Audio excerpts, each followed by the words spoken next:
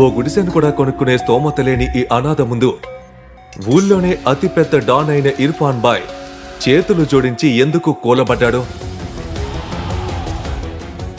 ఓ మామూలు delivery boy అయిన ఈ అభినవ్ తలరాత ఎలా మారిందంటే రాత్రికి రాత్రే తను మాఫియా కింగ్ అయిపోయాడు. కానీ ఈ రహస్యం తన కుటుంబానికి తెలియదు. అభినవ్ చెప్పేది విను. ఈ రెస్టారెంట్ కి చాలా డబ్బున్న వాళ్ళు వస్తారు. ఒకసారి నా బట్టలు చూడు. అనన్య, అభినవ్ నా మాట విను. ఒకసారి లోపల కూర్చొని తింటున్న వాళ్ళని చూడు. వాళ్ళకి మనకి చాలా తేడా ఉంది. అనన్య, నువ్వేమి టెన్షన్ పడకో. నేను ఈ రోజు కోసం ఎప్పటి నుంచో డబ్బులు సేవ్ చేస్తున్నాను. ఈ రోజు నీ బర్త్డే అనన్య. అందుకే నువ్వేమో రాత్రి మవళ్ళు కష్టపడి డబ్బులు కూడబెట్టావు. నేను దాన్ని ఒక్క రోజులో ఖర్చు పెట్టలేను. అనన్య ప్లీజ్, అదంతా నాకు వదిలే. నువ్వు నాతో రా. అభి,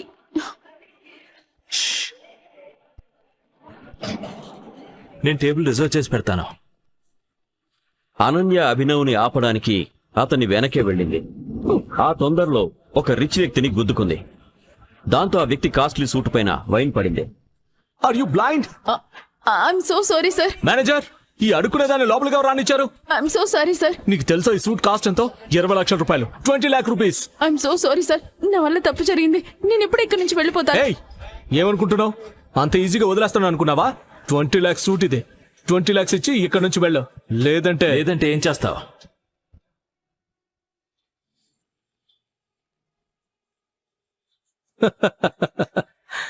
అసలు ఏం జరుగుతోంది ఇక్కడ? ఈ రెస్టారెంట్ స్టాండర్డ్స్ నిజంగానే పడిపోయాయి. ఇప్పుడే వెంటనే నా గర్ల్ ఫ్రెండ్ కి సారీ చెప్పు. ఎక్స్క్యూజ్ మీ, నేను తనకు సారీ చెప్పాలా? What a joke. నీకు తెలుసా నేనెవరో? అనన్య అభినవ్కి ఆ రిచ్ వ్యక్తికి జరిగిన గొడవ చూస్తూ భయపడిపోయింది. అప్పుడే తనకి గుర్తొచ్చింది, ఆ వ్యక్తి ఎవరో కాదు, తను వారం క్రితం చూసిన ఆహేజా ఇండస్ట్రీ ఓనర్ కొడుకు అని. అభినవ్, మనం సారీ చెప్పి ఇక్కడి నుంచి వెళ్ళిపోదాం. అతను అహజా ఇండస్ట్రీస్ కి. రిలాక్స్. ఇప్పుడే నా గర్ల్ ఫ్రెండ్ ని సారీ అడుగు, లేదంటే నువ్వు ఈ రోజుని జీవితాంతం బాధపడతావు చెప్తున్నా. నేను చెప్పింది నువ్వు వెళ్ళలేదనుకుంటా. నేను ఈ సిటీలోనే అతిపెద్ద వజ్రాల వ్యాపారిని. ఎందరో డబ్బున్న వాళ్ళు, మంత్రులు నా జేబులో ఉంటారు. నేను అనుకుంటే చిటికలో నామరూపాలు లేకుండా చేస్తాను. ఒకవేళ నేను ఒక్క చిటికెలో నీ బిజినెస్ మొత్తాన్ని నేలమట్టం చేస్తే? పిచ్చా వీడికేమైనా? అభినవ్ చెప్పింది ఆ వ్యక్తి అర్థం చేసుకునే లోపే అభినవ్ తన ఫోన్ తీసి ఎవరికో ఒక మెసేజ్ చేశాడు. వెంటనే ఆ వ్యక్తికి ఒక కాల్ వచ్చింది. Stay here. నాన్న, బేటా, మన కంపెనీ షేర్స్ పడిపోయాయి. మన కోట్ల రూపాయలు లాస్ వచ్చింది. అసలు ఏమంటున్నారు నాన్న? ఇదంతా ఎలా జరిగింది? ఎవరో మనల్ని నాశనం చేయడానికి ప్రయత్నిస్తున్నారు. ఎవరైనా పెద్ద వ్యక్తితో పెట్టుకున్నావా? ఒకవేళ అలా చేసి ఉంటే నువ్వు వెంటనే అతనికి సారీ చెప్పు, లేదంటే మనం రేపటిలోపే రోడ్డు మీదకి వచ్చేస్తాం. అసలు ఎవరి అభినవ్? అతని వెనకున్న రహస్యమేంటి? ఎలా ఒక డెలివరీ బాయ్ నిమిషంలో కోట్ల ఎంపైర్ ని నేలమట్టం చేశాడు? ఈ ప్రశ్నలకి సమాధానాలు తెలిసేలోపే అభినవ్ అక్కడి నుంచి వెళ్ళిపోయాడు. ఈ కథను ఒక గూఢచారి అభినవ్ గురించి ఇన్స్పెక్టర్ కి చెప్పాడు. కానీ ఇన్స్పెక్టర్ కి అర్థం కాని విషయం ఏంటంటే, కొన్ని రోజుల ముందు ఇంకో గూఢచారి చెప్పిన కథ ఈ కథకి పూర్తిగా వ్యతిరేకంగా ఉంది.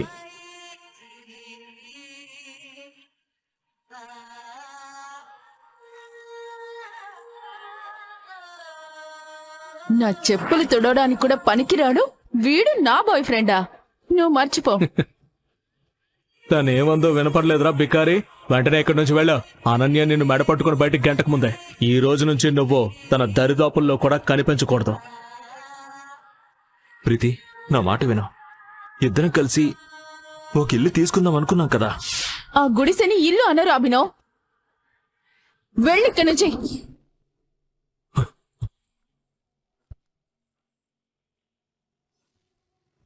అభినవ్ కళ్ల ముందే ప్రీతి వేరే వారికి గర్ల్ ఫ్రెండ్ అయింది. డబ్బు కోసం ప్రీతి తనని ఇలా మోసం చేస్తుంది అని అతను ఊహించలేదు. అభినవ్ బాధతో ఏడుస్తూ రోడ్డు మీద మందు తాగుతూ తన దురదృష్టాన్ని తిట్టుకున్నాడు. ఓయ్ దేవుడా, ఇలా బాధ పెట్టే బదులు నన్ను చంపేసి ఉండొచ్చు కదా. అభినవ్ మత్తులో ఒక కారు కింద పడబోయాడు. అప్పుడే ఆ కారు డ్రైవర్ బ్రేక్ వేశాడు. ఆ కారులో ఆ సిటీలో కోటీశ్వరుడైన వైభవ్ కూర్చొని ఉన్నాడు.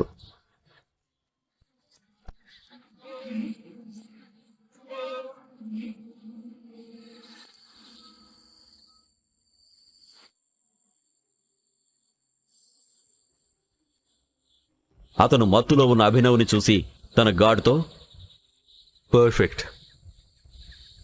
ఇప్పుడు వస్తుంది మజా. వీడిని తీసుకొచ్చి కారు డిక్కీలో పడేయండి. కానీ బాస్ ఇతను నీకు చెప్పింది చెయ్.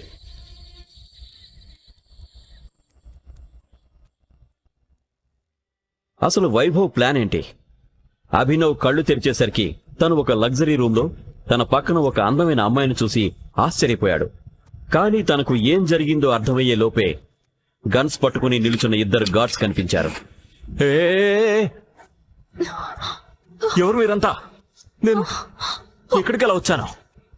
వైభవ్ చెల్లి తను రాత్రంతా వేరే అబ్బాయితో గడిపిందంటే తన కళ్ళను తాను నమ్మలేకపోయింది. అనన్య, ఈ తాగుబోతు బికారిగాడు నీకు నచ్చాడా? తాతయ్య, నేనేం చేయలేదు, మీరు నన్ను నమ్మండి.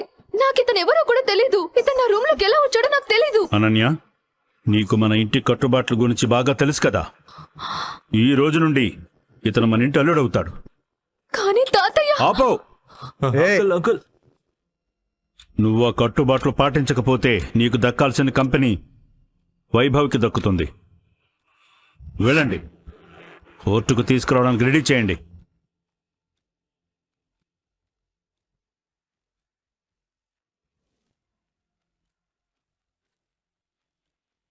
అనన్య అభినవ్ని బలవంతంగా కోర్టు రిజిస్టర్ ముందు పెళ్లి చేశారు.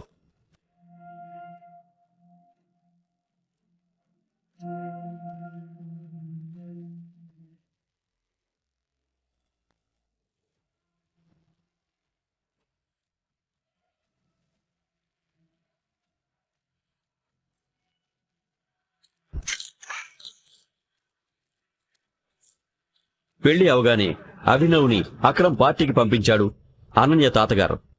అక్కడ తనకు తన ఎక్స్ గర్ల్ ఫ్రెండ్ ప్రీతి ఎదురైంది. హే అభినవ్, ఇక్కడికి బొకే డెలివరీ చేయడానికి వచ్చింటావు కదా.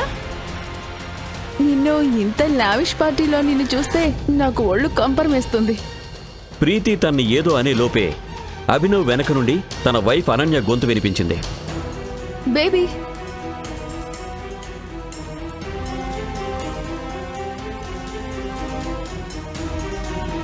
అనన్య అభినవ్ని బేబీ అనగానే తన మనసు ఒక్కసారిగా శృతి తప్పినట్టుగా అనిపించింది. ఎక్కడికి వెళ్ళిపోయావు? తాతయ్య నిన్ను పిలుస్తున్నారు, పద. అనన్యను చూసి అభినవ్ చాలా సంతోషించాడు. మరీ అంత ఎక్సైట్ అవ్వకు. నా ఇన్వెస్టర్స్ ఇక్కడున్నారు. నాకు పెళ్ళైన సంగతి వాళ్లకు తెలుసు.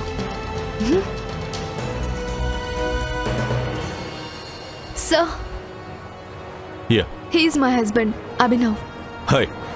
అభినవ్ షేక్ హ్యాండ్ ఇవ్వడానికి చేయి చాచగానే ఆ ఇన్వెస్టర్ దృష్టి అభినవ్ చేతికి ఉన్న పచ్చరాయి ఉంగరం మీద పడింది. దాని మీద టీ అని రాసి ఉంది. ఆ ఇన్వెస్టర్కి ఒక్కసారిగా చెమటలు పట్టేశాయి. వాట్? It's impossible. అనన్య కంపెనీలో ఇన్వెస్ట్ చేయడానికి వచ్చిన 1000 కోట్ల కంపెనీకి ఓనర్ అయిన మాలిక్ అభినవ్ ముందు మోకాళ్లపైన కూర్చొని, 18 ఏళ్ల కష్టం ఈ రోజుతో పూర్తయింది టైగర్. థ్యాంక్ యూ, మీరు తిరిగి వచ్చినందుకు. ఎందుకు ఒక మామూలు డెలివరీ బాయ్ ఒక ఇన్వెస్టర్ టైగర్ అని పిలుస్తూ మోకాళ్లపై కూర్చున్నాడు? వైభవ్ ఎందుకు అనన్యని ప్లాన్ చేసి మరీ ట్రాప్ చేశాడు? అనన్యకి అభినవ్ అసలు నిజం తెలిసిపోతుందా? అసలు ఎవరి టైగర్?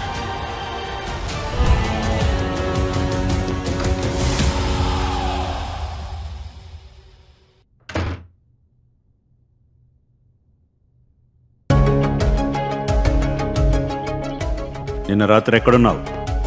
అది తాతయ్య, నిన్న మా ఫ్రెండ్ పార్టీ ఉంటే నిన్న రాత్రి లేట్ అయిందని అక్కడే పడుకున్నాను. అవునా?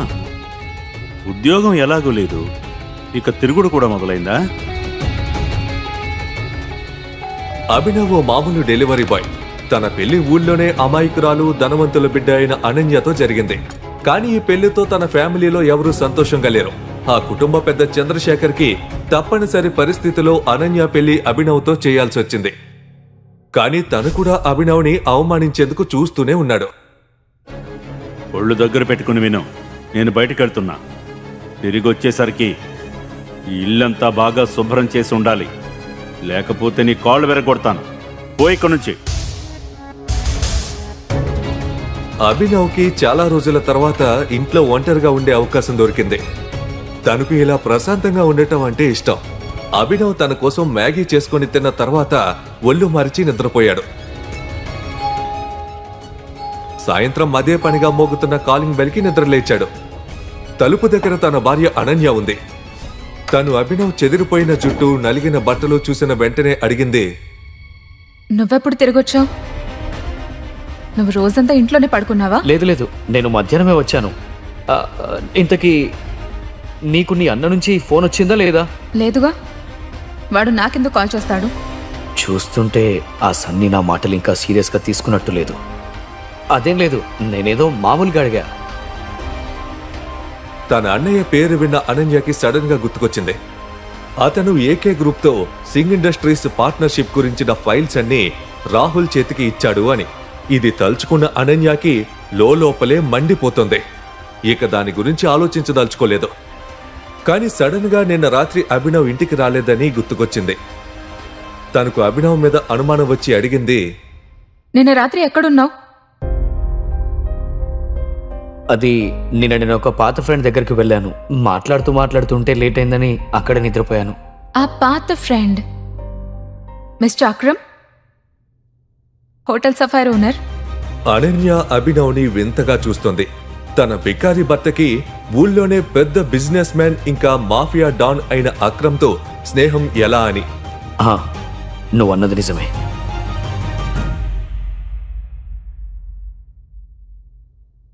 నిజానికి నాకు తెలీదు నీకు మిస్టర్ అక్రమ్తో పరిచయం ఎలా అయిందో. కానీ నువ్వు నాతో అన్నట్టు నిన్న రాత్రంతా నువ్వు మిస్టర్ అక్రమ్తో మాట్లాడుతున్నావంటే నాకు ఆ మాట అస్సలు నమ్మబుద్ధి కావడం లేదు.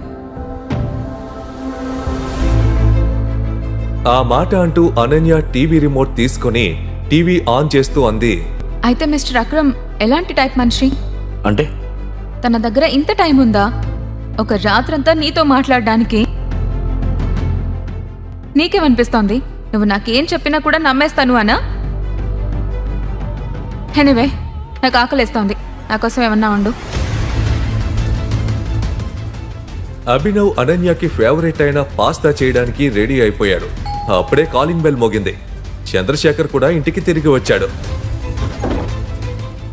అభినవ్ని చూసిన చంద్రశేఖర్ ఎప్పట్లాగే అసహ్యంగా రియాక్ట్ అయ్యాడు. నేరుగా వెళ్లి అనన్య ముందు బాధగా కూలబడ్డాడు. తాతయ్య, ఏమైంది? మీ మూడ్ ఎవరు ఆఫ్ చేశారు? ఇంకా ఎవరున్నారమ్మా? వాడే అవుతాడు కదా.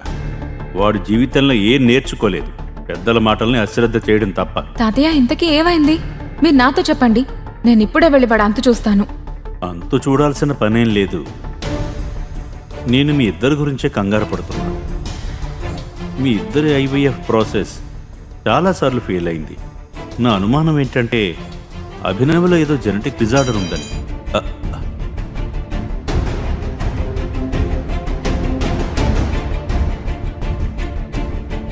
అసలే వాడు అనాథ. ఫ్యామిలీ ఎవరో తెలీదు. వాడి జీన్స్లో ఫాల్ట్ ఉండుంటుంది. ఆ మాట అంటున్న చంద్రశేఖర్ దృష్టి కిచెన్ వైపు వెళ్ళింది. అక్కడున్న అభినవ్కి వినపడేలా గట్టిగా, అరే, నా ఉద్దేశం ఏంటంటే అభినవ్ ఓసారి తన ఫిజికల్ ఎగ్జామినేషన్ చేయించుకోవాలి. నేను మీ ఇద్దరి మంచి కోరుకుంటున్నాను కదా. తాతయ్య, మీరెంత మంచివారు. కానీ మనం ఈ విషయాన్ని కొంచెం సేపు పక్కన పెడదామా? అయినా నా మీద వర్క్ లోడ్ చాలా ఉంది. ఇప్పుడిప్పుడే నా కంపెనీ ఫైనాన్షియల్ క్రైసిస్ నుంచి బయటపడింది. నేను ఇప్పుడు కంపెనీ మీద దృష్టి పెట్టాలి, పిల్లల మీద కాదు. తల్లి, నువ్వు ఈ విషయాన్ని పక్కన పెట్టమంటున్నావా? అరే, 2 ఏళ్లు దాటిపోయింది నీకు పెళ్ళై. చాలాసార్లు మీ ఐవీఎఫ్ ప్రాసెస్ ఫెయిల్ అయింది కూడా. ఇంత జరిగాక కూడా ఆగమంటావా? అరే, జనాలకు జవాబు నేను చెప్పాలి, వాళ్ళ సలహాలు నేను వినాలి. అలా అయితే కనుక ఇక నుంచి జనాలకు జవాబు నువ్వే చెప్పు. తాతయ్య, ప్లీజ్, నాకు ఈ టాపిక్ గురించి మాట్లాడాలని లేదు. అనన్య, తనకిష్టమైన పాస్తా చూసిన అనన్య మొహం మీద చిరునవ్వు వచ్చింది. అభినవ్ తనను పట్టించుకుంటాడని మొదటిసారి అనిపించింది. నిజానికి అభినవ్ 2 ఏళ్ల నుంచి తనని చూసుకుంటున్నాడు, కానీ తన వంక చూసిందే లేదు కదా. ఇవాళేమో పాస్తా లాంటి చిన్న విషయం తనకి నచ్చేసింది. అభినవ్ అనన్యల కళ్ళు కలుసుకున్నాయి. అనన్య అతనికి ఒక థ్యాంక్ యూ చెప్పింది. అభినవ్కి కూడా అనిపించింది అనన్య తనను ఫ్యామిలీగా అంగీకరించడంలో ఒక అడుగు ముందుకు వేసింది అని. ఆ క్షణం అనన్య తనని తాను ఎంతగా మర్చిపోయిందంటే తమ వైపు అసంతృప్తిగా చూస్తున్న తాతయ్యని కూడా పట్టించుకోలేదు. ఇప్పటికిప్పుడు నీకు ఫిజికల్ ఎగ్జామినేషన్ అవసరమేం లేదులే. మనం దీని గురించి తర్వాత ఆలోచిద్దాం. నేను కూడా మ్మ్.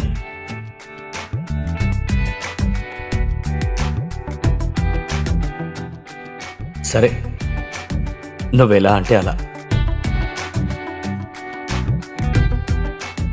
అభినవ్ తన సంతోషాన్ని వ్యక్తం చేయలేకపోతున్నాడు. ఇవాళ తనకు చాలా మంచి రోజు. అనన్య తన కోసం తాతయ్య దగ్గర గట్టిగా నిలబడింది. అది కూడా అంత పెద్ద విషయంలో. తన టైం బాగుపడుతున్నట్టు అనిపించింది.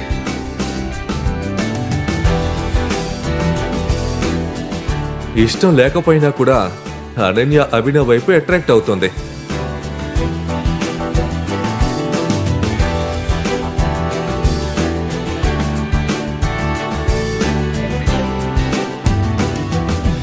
అనన్య, ఒకవేళ రేపు నీ అన్నయ్య కాల్ వస్తే, అదే ఏకే గ్రూప్తో మీ ఇండస్ట్రీ పార్ట్నర్షిప్ గురించి మాట్లాడితే నువ్వు వెంటనే ఒప్పేసుకోవద్దు. అంటే కొంచెం టైం తీసుకో. తనకు కూడా నీ ఇంపార్టెన్స్ తెలియాలి కదా. పిచ్చెక్కిందా ఏంటి? సన్నీ అన్నయ్య మొత్తం అంతా కూడా రాహుల్కి ఇచ్చేశాడు. ఏకే గ్రూప్లో మొత్తం పార్ట్నర్షిప్ ఇక తానే చూస్తున్నాడు. ఐ మీన్ నాతో పనే ఉంటుంది. ఇక నువ్వు, నీకసలు ఏమీ తెలీదు. ఏదో చెత్తవాగుడు వాగుతూ ఉంటావెప్పుడు. అనన్య, కానీ ఇది గుర్తుంచుకో, తన కాల్ వస్తే వెంటనే ఓకే చెప్పొద్దు. Good night. పడుకో. తన మాట చెప్పిన తర్వాత అభినవ్ పడుకున్నాడు. అనన్య కూడా తనను తాను సంభాళించుకుంటూ లైట్ బంద్ చేయగానే పడుకుండిపోయింది. మర్నాడు అనన్య ఇంటి నుండి ఆఫీస్కి బయలుదేరగానే తన వెనక్కే అభినవ్ కూడా హోటల్ సెఫైర్ వైపుగా బండి తీశాడు. అభినవ్ తన అసలు రూపాన్ని అందరి దగ్గర దాస్తూ వచ్చాడు. చంద్రశేఖర్ కుటుంబం దృష్టిలో తాను కేవలం ఓ డెలివరీ బాయ్, ఇంకా పనికిరాని ఇంటల్లుడు. నిజానికి తాను అండర్ వరల్డ్లోనే శక్తివంతమైన కంపెనీ ఏకే కంపెనీకి కొత్త బాస్ అయ్యాడు. అండర్ వరల్డ్ ప్రపంచంలో అంతా తనను ద టైగర్ అని పిలుస్తారు. సంజయ్ను చంపేసిన తర్వాత అక్రమ్ అభినవ్కి 18 ఏళ్లు వచ్చే వరకు ఓ అనాథాశ్రమంలో ఉంచాడు. అక్కడ తనకు రోజు కఠోరమైన ఫిజికల్ ట్రైనింగ్ ఇచ్చేవారు. ఇంకా ఎలాంటి కష్టాలనైనా ఎదుర్కొనేందుకు తయారు చేశారు.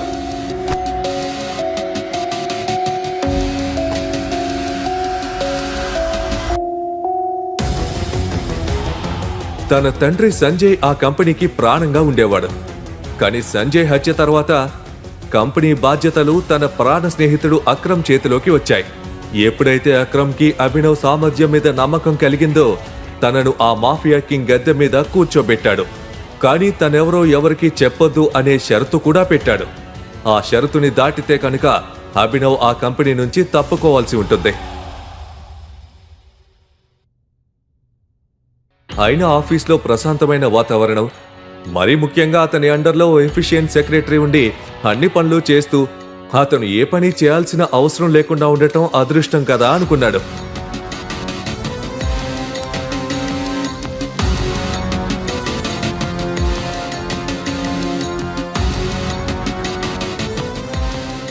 అభినవ్ ఇదంతా ఆలోచిస్తూ ఉండగానే తన క్యాబిన్ తలుపు మీద నాక్ చేస్తూ అతని సెక్రటరీ జెన్నీ లోపలికి వచ్చింది. ఇవాళ తను చాలా అందంగా ఉంది. కానీ ఈసారి జెన్నీ అభినవ్ తన వైపు ఎక్కువసేపు చూసే అవకాశం ఇవ్వకుండా వెంటనే అంది, టైగర్, శేఖర్ ఫ్యామిలీ ఏకే గ్రూప్తో పార్ట్నర్షిప్ కోసం ఎవరినో పంపారు. తన పేరు రాహుల్ అంట. వాడిని వెళ్ళమని చెప్పు. ఓకే. ఈ సన్నీ వాడి గురించి ఏమనుకుంటున్నాడు? ఈ పార్ట్నర్షిప్ అనన్య హ్యాండిల్ చేస్తుందని చెప్పినా కూడా ఎవరెవరినో ఎందుకు పంపుతున్నాడు? బహుశా వీడికి నా పద్ధతిలో చెప్పాలేమో. రాహుల్ ఏమో ఏకే గ్రూప్ లగ్జరీ ఆఫీస్లో ఫస్ట్ ఫ్లోర్లో వెయిట్ చేస్తున్నాడు. కానీ నందిత తనని వెళ్ళిపోమని చెప్పగానే అది రాహుల్కి చాలా ఇన్సల్టింగ్గా అనిపించింది. ఫెయిల్యూర్ న్యూస్తో రాహుల్ తిరిగి వెళ్లి అక్కడ జరిగిందంతా సన్నీ దగ్గర చెప్పగానే తన మొహం కోపంతో ఎర్రబడింది. సన్నీ ఇప్పుడు పూర్తిగా హెల్ప్లెస్గా ఉన్నాడు. తన దగ్గర ఇప్పుడు అనన్యకి కాల్ చేయడం తప్ప మరో ఆప్షన్ మిగల్లేదు. అక్కడ అనన్య తన తాతయ్యతో కలిసి షాపింగ్ చేస్తుంది. అప్పుడే తన ఫోన్ మోగింది. సన్నీ దగ్గర నుంచి కాల్ రావడం తను చూసింది. అనన్య కాల్ లిఫ్ట్ చేస్తూనే లౌడ్ స్పీకర్లో పెట్టింది. హా, చెప్పన్నయ్య. అనన్య, నీ అన్నకు నీ నుంచి ఒక హెల్ప్ కావాలి. నాకు హెల్ప్ చేస్తావు కదా? హెల్పా? అది నాకేం అర్థం కాలేదు. అది ఏంటంటే మనకి ఏకే గ్రూప్కి మధ్య పార్ట్నర్షిప్ జరుగుతుంది. దాని గురించి నేనేం డిసైడ్ అయ్యానంటే ఇవాల్టి నుంచి ఆ మొత్తం డీల్స్ అన్నీ నువ్వే హ్యాండిల్ చేయాలి. 1 minute.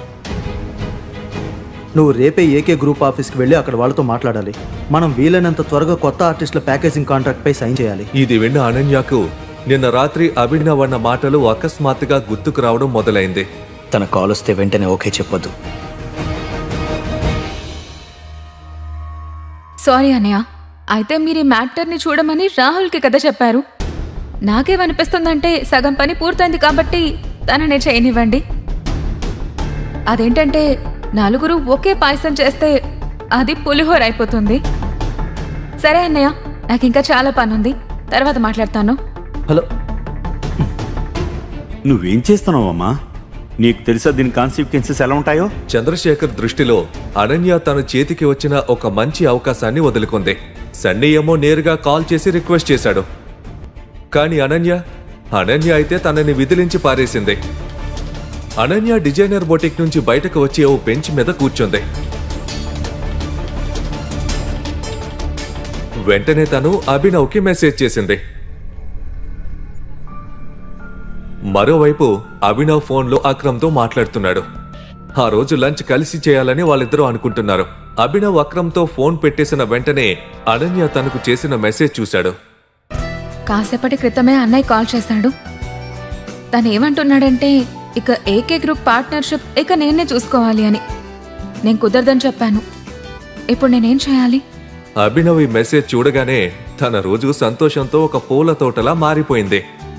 తన భార్య తన మాటలు వినడం, ఒప్పుకోవడం చేస్తుందనే విషయం చాలా బాగుంది. ఇప్పుడు నువ్వు కొంచెం వెయిట్ చేయాలి. కంగారు పడకు. ఇవాళ కాకపోయినా రేపైనా మీ అన్నయ్య మళ్ళీ నిన్ను కాంటాక్ట్ చేయడానికి ప్రయత్నిస్తాడు. కానీ ఎప్పటి వరకైతే తను నీ లాభం గురించి మాట్లాడాడో అప్పటి వరకు ఒప్పుకోవద్దు. తన కండిషన్స్ ఒప్పుకోవాలంటే తను నీకేమైనా ఇవ్వాలి.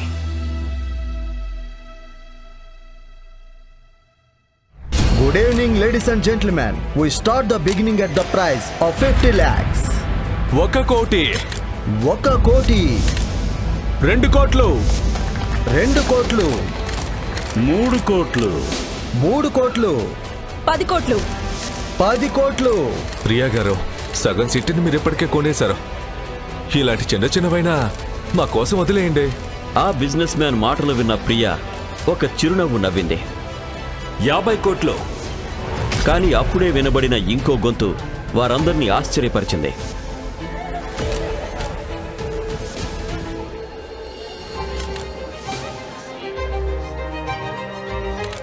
డైరెక్ట్గా 50 కోట్ల. అతనెవరు?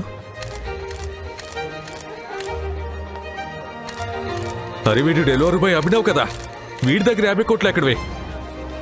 వీడెవరు గుర్తుపట్టకూడదని సూట్ అద్దెకి తెచ్చి వేసుకున్నాడు. అవును, 2 రోజుల క్రితం నా ఆఫీస్లో లంచ్ డెలివరీ చేయడానికి వచ్చాడు. ఇంత పెద్ద వేలంపాట జరుగుతుంటే అసలు ఎలా ఎవరిని పడితే వాడిని ఎలా లోపలికి రాణిస్తారు?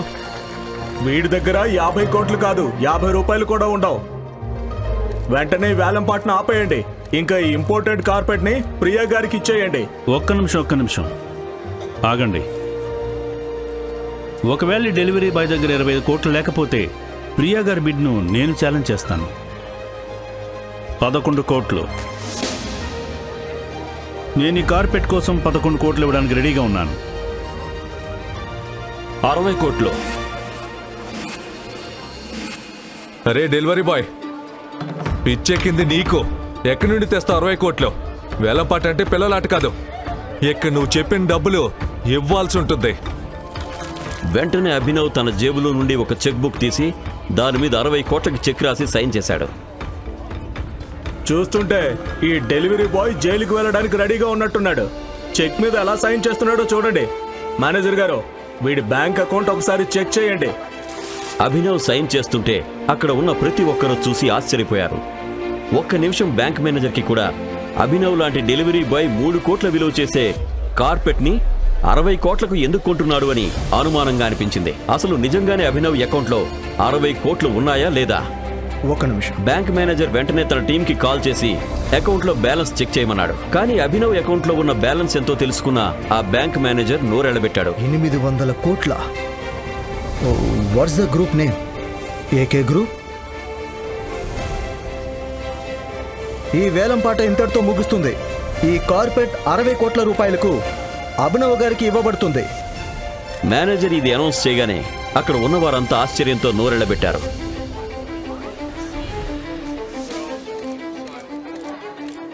ప్రియకి అర్థం కాని విషయం ఏంటంటే అందరూ లూజర్ అంటున్న ఆ వ్యక్తి దగ్గర ఇంత డబ్బు ఎక్కడి నుంచి వచ్చింది అని. అప్పుడే ప్రియకి ఎవరి నుండో కాల్ వచ్చింది. యా, ఆ ఇంపార్టెంట్ కార్పెట్ మీకు దక్కిందా? వీడెవడో అభినవ్ని డెలివరీ బాయ్ అంట 60 కోట్లకి తీసుకున్నాడు. అసలు డెలివరీ బాయ్కి ఇంత డబ్బు ఎక్కడి నుంచి వచ్చింది? 5 కోట్ల వస్తువుని 60 కోట్లకి తీసుకుంటున్నాడు. ఐ స్వేర్, నేను ఇక్కడ నుండి బయటకు వచ్చాక వాడి పని చెప్తా. వాడిని ఊరికే వదలను. ప్రియ గారు, మీరేదైనా చేసే ముందు ఒకసారి అతని చేతిని చూడండి.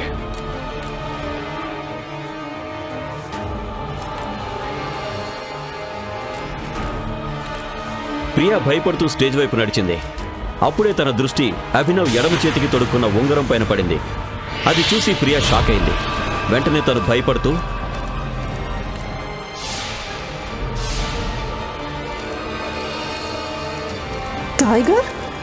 టైగర్ పేరు వెనక ఉన్న రహస్యం ఏంటి? ఒక డెలివరీ బాయ్ అకౌంట్లో 800 కోట్లు ఎలా వచ్చాయి? అభినవ్ అసలు కథ ఏంటి? అతను నిజంగానే అంత పవర్ఫుల్ అయితే ఒక డెలివరీ బాయ్గా ఎందుకు పనిచేస్తున్నాడు? ఈ ప్రశ్నలన్నీ ఇన్స్పెక్టర్ మైండ్ని తొలిచేశాయి. ఈ వీడియో అతనికి ఒక అజ్ఞాత అమ్మాయి పంపించింది. కానీ అంతకు ముందే అభినవ్ గురించి ఆ ఇన్స్పెక్టర్కి 2 గూఢచారులు కూడా సమాచారం ఇచ్చారు. అలా చాలా రోజుల తర్వాత అభినవ్ అక్రమ్లు కలుసుకుంటున్నారు. ఆ అక్రమే కదా అభినవ్కి తన అసలు రూపాన్ని పరిచయం చేసింది. టైగర్ అనే పేరుతో పరిచయం. Tiger, welcome welcome welcome. రా, ఇదిగో ఇక్కడ కూర్చో. అక్రమ్ అభినవ్ని గౌరవిస్తూ మెయిన్ చైర్ మీద కూర్చోబెట్టాడు.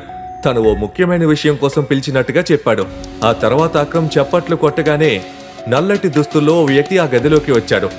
తన చేతుల్లో ఓ చిన్న బాక్స్ ఉంది. అక్రమ్ ఆ బాక్స్ ని ఆ వ్యక్తి దగ్గర నుంచి తన చేతుల్లోకి తీసుకుని అభినవ్ని చూశాడు. దీన్ని నేను స్పెషల్గా నీకోసమే ప్రిపేర్ చేశాను. గత 18 ఏళ్లుగా ఈ ఖజానా నా చేతుల్లోనే ఉంది. కానీ ఇప్పుడు సమయం వచ్చింది. ఇది ఎవరికైతే చెందుతుందో వాళ్ళ దగ్గరికే వెళ్ళాలి. అక్రమ్ అంకల్,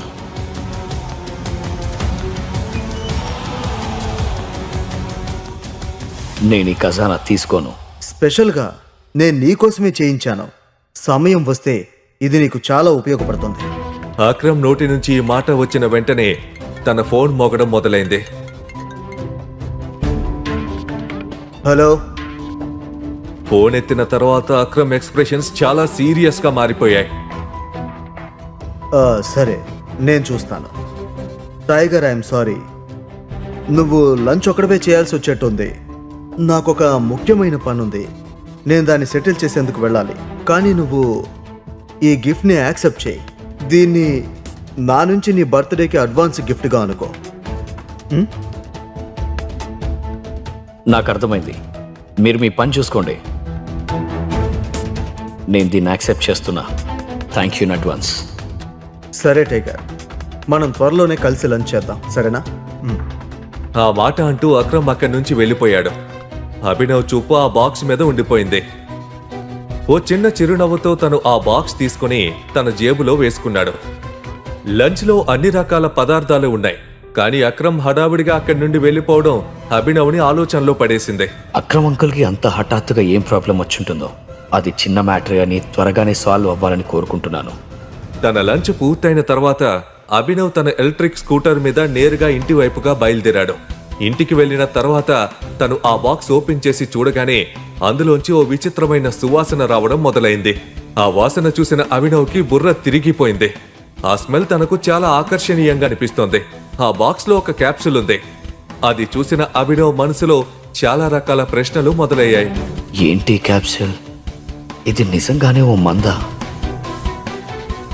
నిజంగానే దీన్ని తిన్న తర్వాత ఒంట్లో శక్తి పెరుగుతుందా? కానీ ఇదేదో మూలికల మందులా కనిపిస్తోంది. పోనీ ఎవరన్నా అక్రమ్ అంకుల్ని వెర్రివాడిని చేసి దీన్ని అడ్డగట్టారా? ఆ క్యాప్సిల్ తీసుకోవాలి అని అభినవ్ అనుకున్నాడు. అతను ఆ క్యాప్సిల్ నోట్లో ఉంచుకోగానే తనకు నీళ్ల అవసరం కూడా పడలేదు. ఆ క్యాప్సిల్ వెంటనే మెల్ట్ అయ్యి తన గొంతులోంచి జారిపోయింది. తను ఒక్కసారిగా షాక్ అయ్యాడు. అక్రమ్ తనకు ఎలాంటి హాని తలపెట్టడని అభినవ్కి తెలుసు. అయినా ఆ పిల్లో ఏదో గడబిడ ఉందని అభినవ్కి తెలుస్తోంది. ఏమీ ఆలోచించకుండా తను ఆ పిల్ల అయితే తీసేసుకున్నాడు. కానీ అభినవ్ చచ్చిపోడు కదా.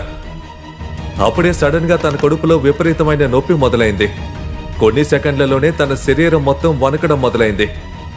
చూస్తుండగానే తను స్పృహ తప్పాడు.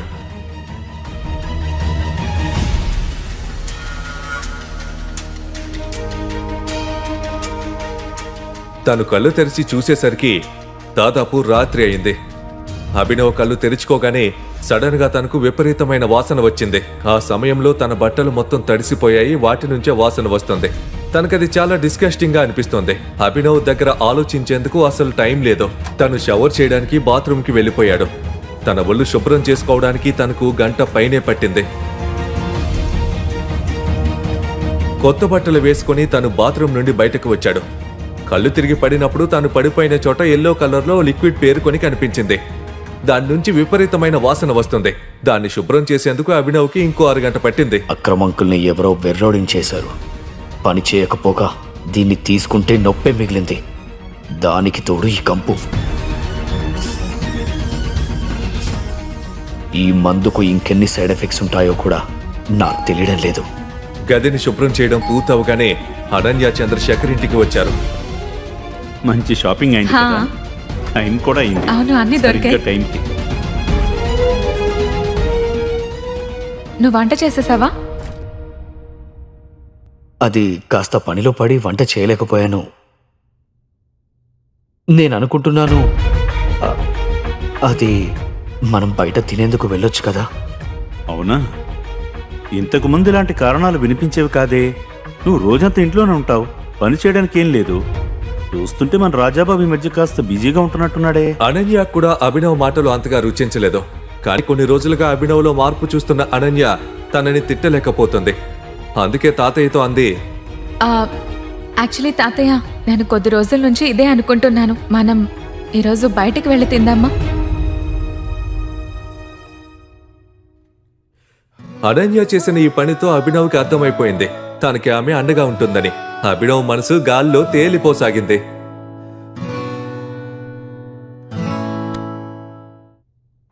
అభినవ్, ఇదంతా ఏం జరుగుతోంది? రెస్పాన్సిబిలిటీ అనేది ఒకటి ఉంటుంది కదా. నువ్వెప్పుడు వంట చేస్తావు, కానీ ఈ మధ్య ఏమైంది నీకు? ఇంకా ఈ ఎక్స్క్యూజెస్ చెప్పడం మానేసాయి. సరే, ఎల్లుండి సన్నీ అనే బర్త్డే ఉంది. 2 రోజుల్లో తన కోసం ఒక మంచి గిఫ్ట్ తేవాలి. చీప్ గిఫ్ట్ వద్దు. 1000 సార్లు ఆలోచించాలి అది కొనే ముందు. లేదంటే ప్రతిసారిలాగే నేను ఎంబారస్ అవ్వాల్సిందే. Rainbow restaurant. సన్నీ అన్న బర్త్డే రోజున అభినవ్, అనన్య, చంద్రశేఖర్ వేరువేరుగా వెన్యూకి చేరుకుంటున్నారు. ఎందుకంటే అందరూ సన్నీ కోసం గిఫ్ట్ తీసుకురావాలి.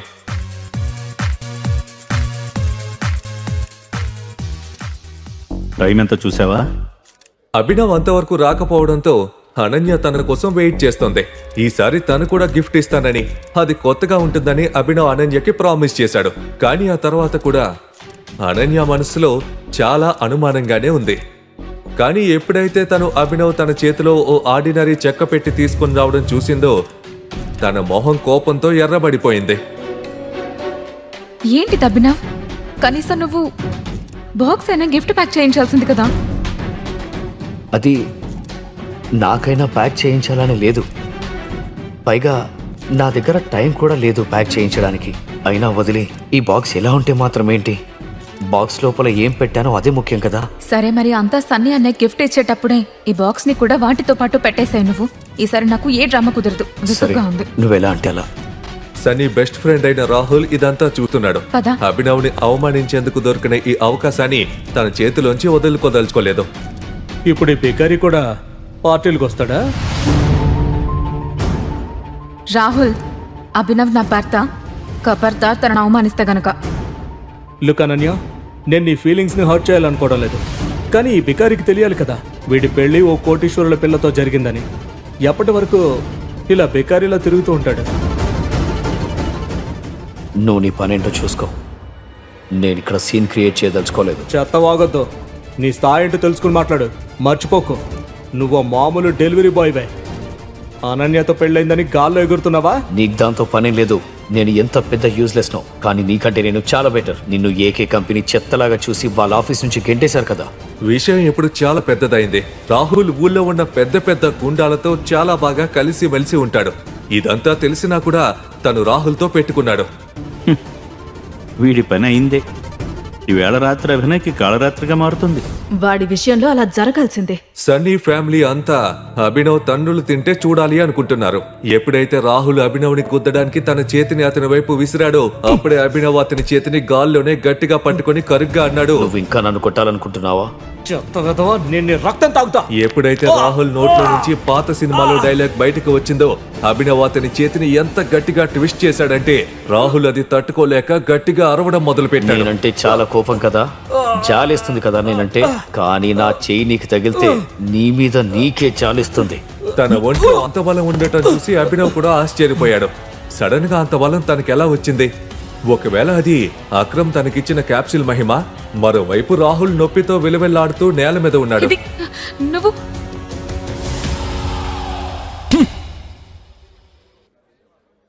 నువ్వు నీ గురించి ఏమనుకుంటున్నావు? ఇవాళ సన్నీ పుట్టినరోజు, సంతోషంగా ఉండాల్సిన రోజు. అభినవ్ కూడా చంద్రశేఖర్ ని కోపంగా చూస్తున్నాడు. రే, ఇవాళ నేను నీ ప్రాణాలు తీయకపోతే నేను నా పేరు మార్చుకుంటాను, గుర్తుపెట్టుకో. ఆ మాట అంటూ రాహుల్ తన ఫోన్ బయటకు తీశాడు. ఓ నెంబర్కు డయల్ చేశాడు. అభినవ్ ఇంతవరకు చంద్రశేఖర్ చేసిన అవమానాలన్నీ సహించాడు. ఇక తన వల్ల కాదు. 2 ఏళ్ళైంది నాకు అనన్యకి పెళ్ళయి. నీకు ఎప్పుడు కూడా నా కాంట్రిబ్యూషన్ కనిపించలేదు. ఎప్పుడు నన్ను అవమానిస్తూనే వచ్చారు, నీచంగా చూశారు. కానీ ఈ దెబ్బను ఎప్పటికీ మర్చిపోను. ఏ కుక్కనైతే మీరు 2 ఏళ్లు పెంచారో ఆ కుక్క ఇప్పుడు వెళ్ళిపోతుంది. అదప్పుడు అరుస్తూ కాదు, కరుస్తూ వెళ్ళిపోతుంది. మీ ఇంటికి నేను తిరిగి రావాలనుకుంటే గనక ఆ సన్నీ నన్ను క్షమించమని అడగాలి. నా కాళ్ళ మీద పడాలి, వాడి ముక్కు నేలకి రాయాలి. అనన్య చూపంతా అభినవ్ మీదే ఆగిపోయింది. అభినవ్ అలా ప్రవర్తించడం చూసిన తనకి తను పూర్తిగా మారిపోయాడని అనిపించింది, ఓ అపరిచితుడిలాగా. మరోవైపు అభినవ్ మాటలు విన్న వాళ్ళంతా ఒక్కసారిగా షాక్ లో ఉండిపోయారు. అభినవ్ లాంటి బికారి నోటి నుంచి అలాంటి మాటలు వస్తాయి అని ఎవ్వరూ ఊహించనేలేదు. ఎక్కడికి వెళ్తున్నాడు? ఆపండి. నిన్నెక్కడి నుంచి వెళ్ళమని ఎవరు చెప్పారు? నువ్వెక్కడే ఉండు, ఇంకా చూడు ఏం జరుగుతుందో. రాహుల్ తన మాట పూర్తి చేశాడో లేదో అప్పుడే రెయిన్బో రెస్టారెంట్ దగ్గరికి కొన్ని కార్లు వచ్చి ఆగాయి. రాహుల్ అభినవ్ను చంపడానికి సుఫారీని ఊళ్ళోనే భయంకరమైన గుండా ఇర్ఫాన్ చేతికి ఇచ్చాడు. ఇర్ఫాన్ తన మనుషులతో కలిసి కోపంగా లోపలికి రాగానే రాహుల్ తనతో అన్నాడు, ఇర్ఫాన్ భాయ్ ఫైనల్లీ వచ్చేసారా? చెప్పు రాహుల్, ఏంటి ప్రాబ్లం? ఇక్కడ ఎవరిని లేపేయాలి? అదిగో ఆ విధంగా ఇర్ఫాన్ భాయ్.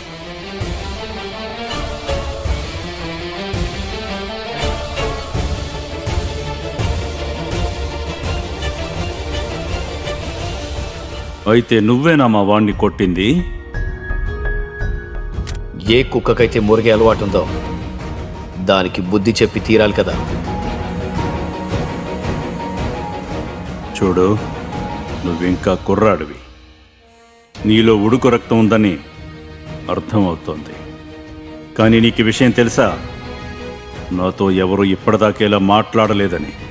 నాకేం తెలుసుకోవాలని లేదు మీతో ఎవరు ఎలా మాట్లాడతారో, కానీ మీరు నాతో ఇలా మాట్లాడితే గనక చాలా రీగ్రెట్ అవ్వాల్సి ఉంటుంది.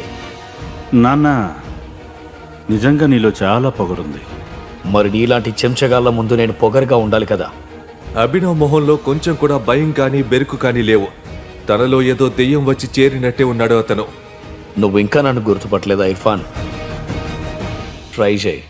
ఇర్ఫాన్ అభినవ్ వంక చూస్తూనే ఉన్నాడు. ఎందుకో కానీ ఇర్ఫాన్కి ఇంతకు ముందే అభినవ్ని చూసినట్టు అనిపిస్తుంది.